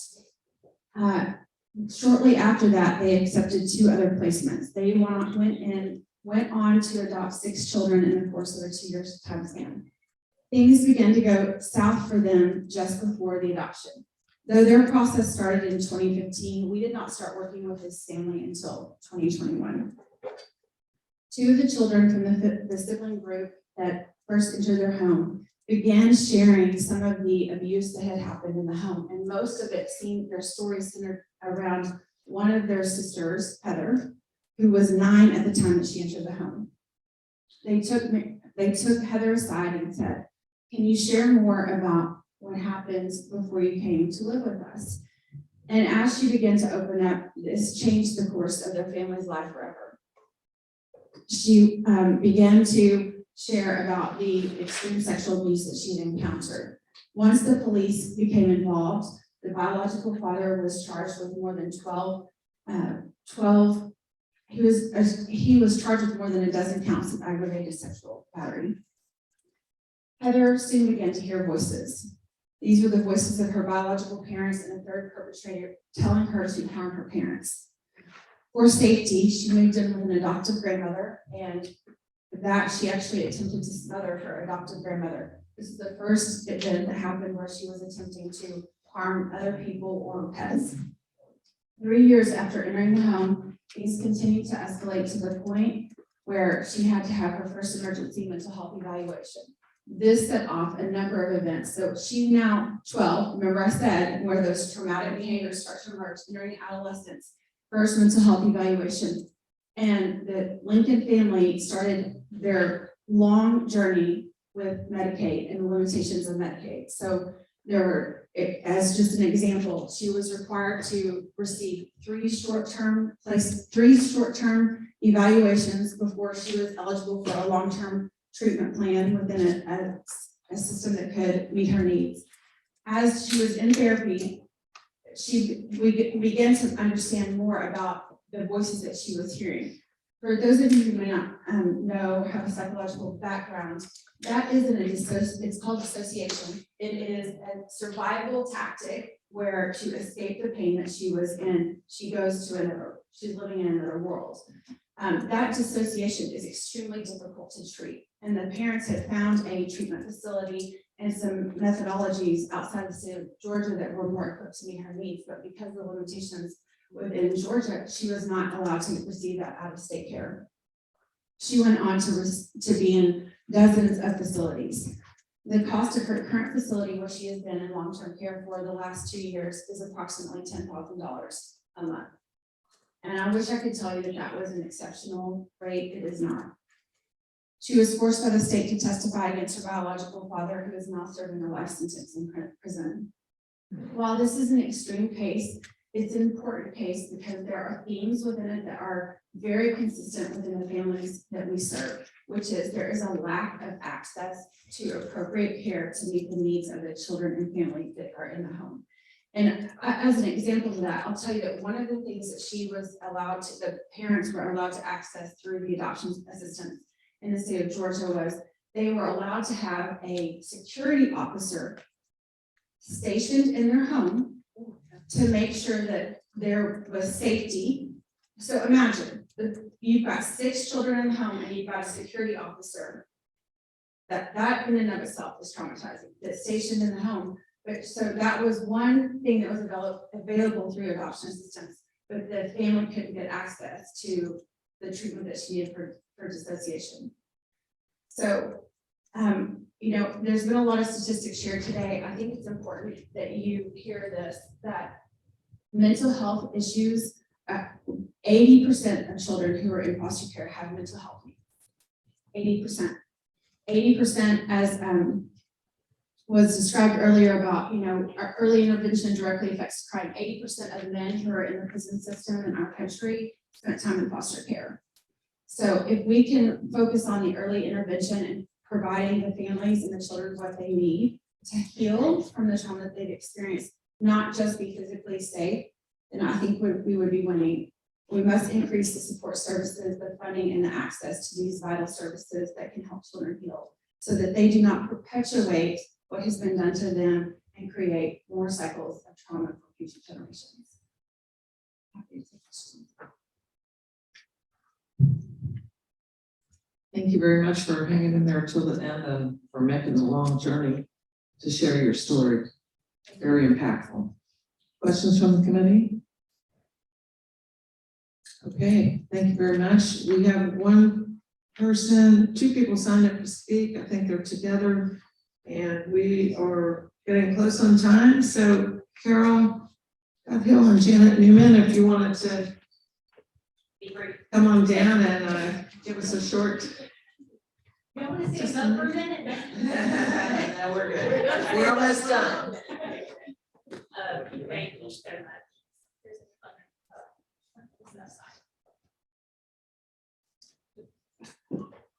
Working.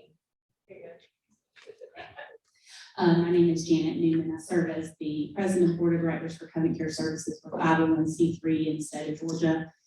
We have worked for over 35 years to place children in 2-parent homes. Our commitment is that we find families for children and not children for families. So it looks a little different in a lot of ways of what we've talked about today.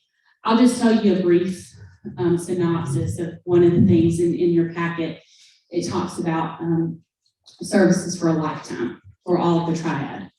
That is the adoptee, the birth parents, and the adoptive parents. And in that triad and that support for the triad, what that looks like is March of 2011, our son was placed in our care. And by July of 30th of that same year, less than 4 months, we stood in judges' chambers in DeKalb County, and that adoption was finalized. In that scenario, you have amazing things that happen. As a new mother and father, you have much grief and trauma from the loss of 2 children and infertility, just in our story. And then you fast forward 11 years and you have these questions. You hold this child in your arm, you talk about the fact that they're fearfully and wonderfully made. You talk about the fact that they're adopted. That's part of their story. You talk about the fact that you have a kid look at you at 7 years old and he says, just remember when you say, I'm the best mom in the world, he says, no, you're the second best mom in the world. Because he's speaking about his birth mom. So there's nothing that's been held back from his story, from us to him. And in working with Covenant Care Adoptions, one of the things that happened to us about a year ago, more and more questions began to be asked. I'll tell you a story, and I'm only going to tell you this because these stories are what matters, and those are the things that stick in your head. So I reached out to Covenant Care, which we've had a long-standing relationship, obviously, of me serving on the board, because now then I'm the one needing services as an adoptive mom. What do? And I said, here's some questions. And so Covenant Care reaches out to his birth mom and informs her. The first question was, is he okay? Of course, we said yes. She's received letters and pictures for these 11 years. Yes, he is fine. He just has some questions. Do you mind contact? And through that contact, one of the things that came about was a picture that we didn't have of her. And I said, would you like a picture? And I slid it across the dinner table after the three of us sat there and we talked about the day and everything. I slid it across the picture, and an 11-year-old looks at me and he says, wow. Now she's beautiful, as is he. Clearly one of the benefits to his adoption. My husband and I are not lookers, but slid it across, he says, wow.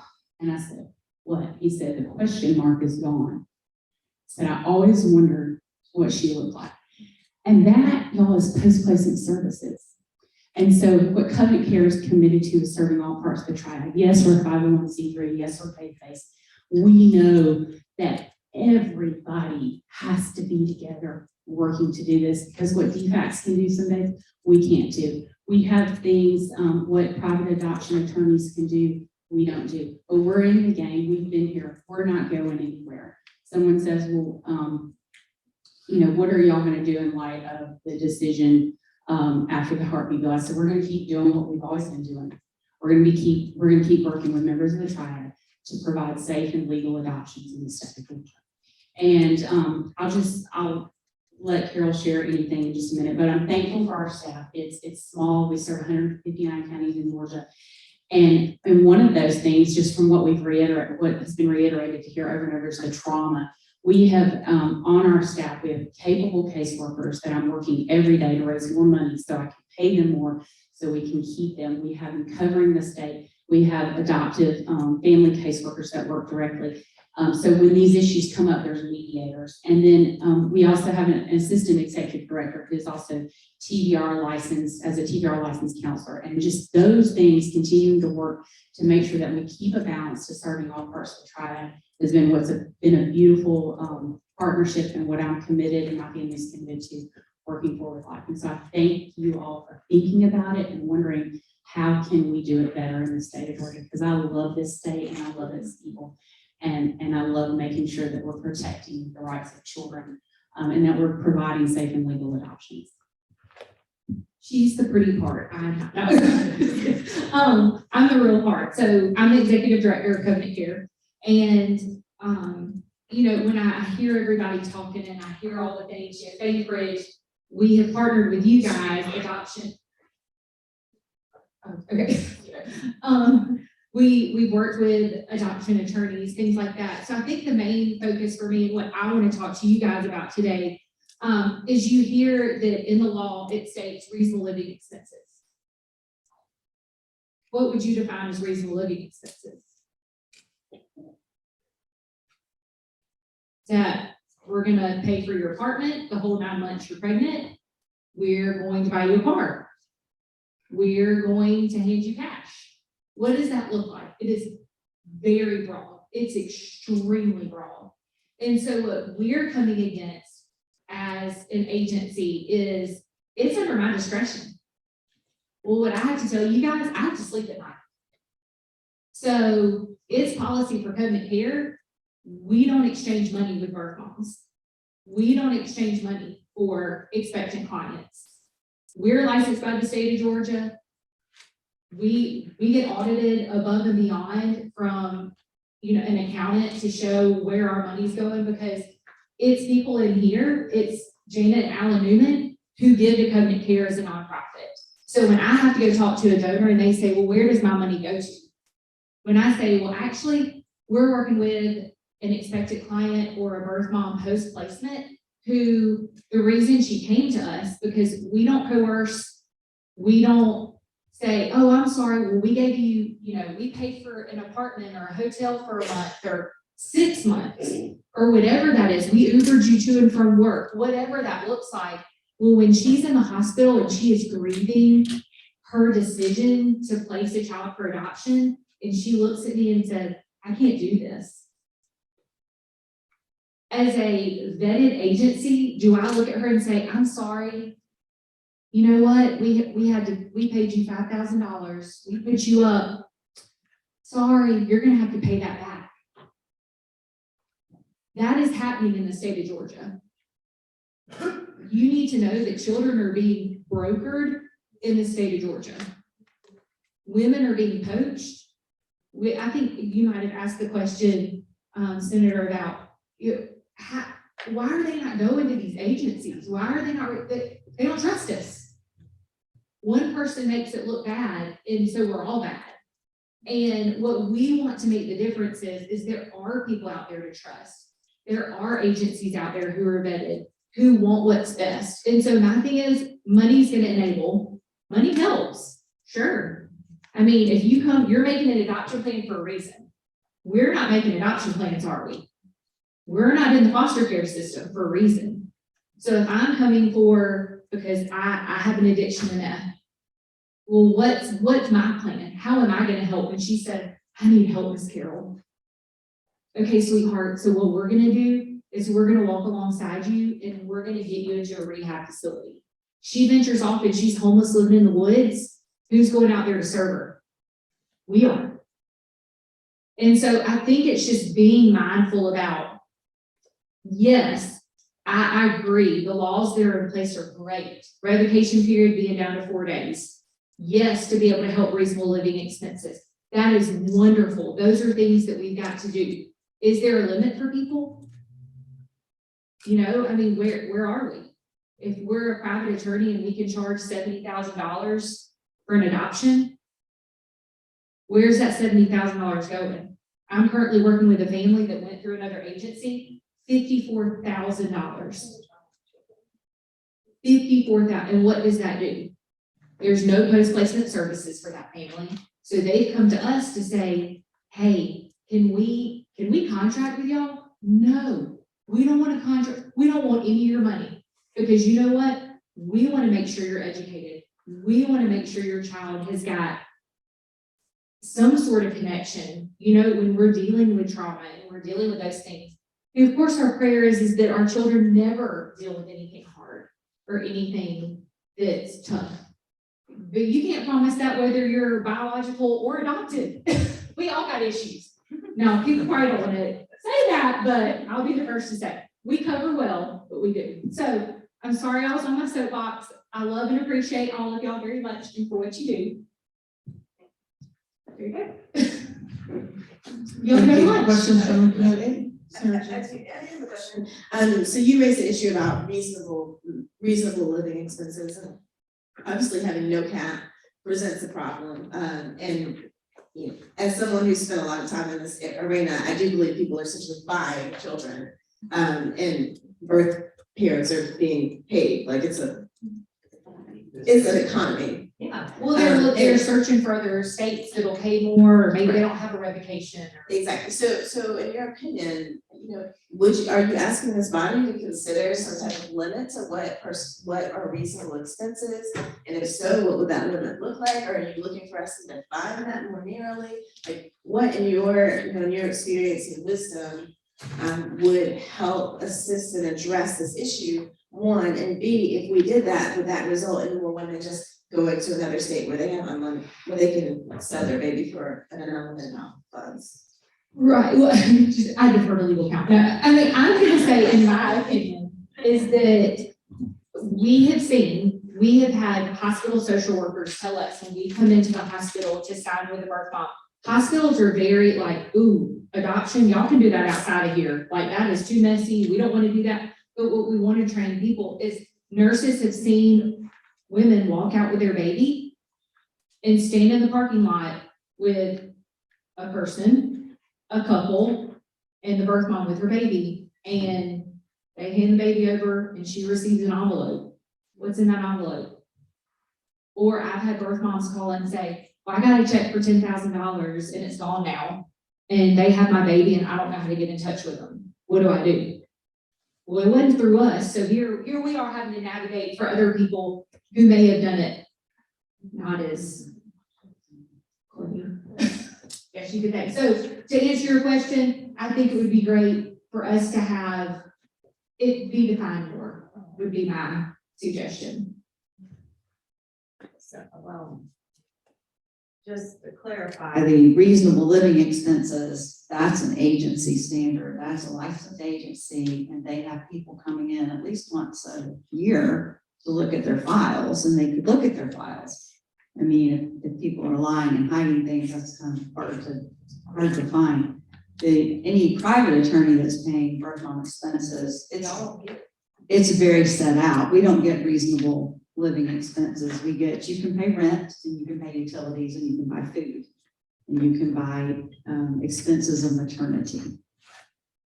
So I just to be clear, your issue is with agencies that are. Well, but do private attorneys have to be, does the state come in and check your records? We're licensed, we could be disbarred.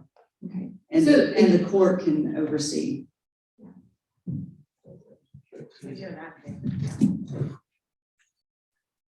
To be clear, and I think there's a few attorneys in the room, they should show up. For there to be, there would have to be a complaint for that to be reviewed. And I think, you know, the attorneys that I have dealt with have always been above the board, rock solid. Somebody told me the price that they paid their attorney during an adoption, and I was a little perplexed because I think I used a really good attorney and I didn't pay anywhere near that.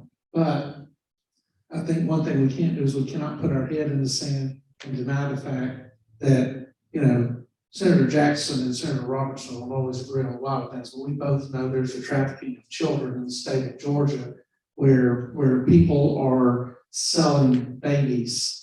And sadly, in my career, and I'm sure in Chief Deckmar's career, we have come in contact with DFACs and others where sadly, women have had multiple children, and because they knew there was an opportunity to profiteer off that, whether it be because of addiction, whether it be because of abuse, whether it be because of mental illness, and this other kind of stuff. And that is something that in this whole conversation, we need to take serious as a part of it. That for us to have a good, clean system in Georgia, we have to dig the cancer out. And that does happen here, and we can't put our head in the sand and deny that. Yeah, I would just add that for every industry that we have in Georgia, you have to turn over the rocks because there's bad behavior in many different sectors, and this is only one of them. So we just have to be sure we've got the right laws in place, and then we enforce the laws we have. Anything else? Okay, so everybody did a great job. It's 5-1, and we're going to adjourn, and there is lunch, I believe, right outside the room. Committee members, we are scheduled to do a tour of Twin Cedars. I think anybody else is welcome to join. And that's available starting at 1:30. It's officially set up for 2, but if we wanted to go a little bit early, that would be fine. Really appreciate all the great testimony today. And again, all of the materials will be available on the study committee website, I would guess, by next week. So, thank you very much for being here. We're adjourned.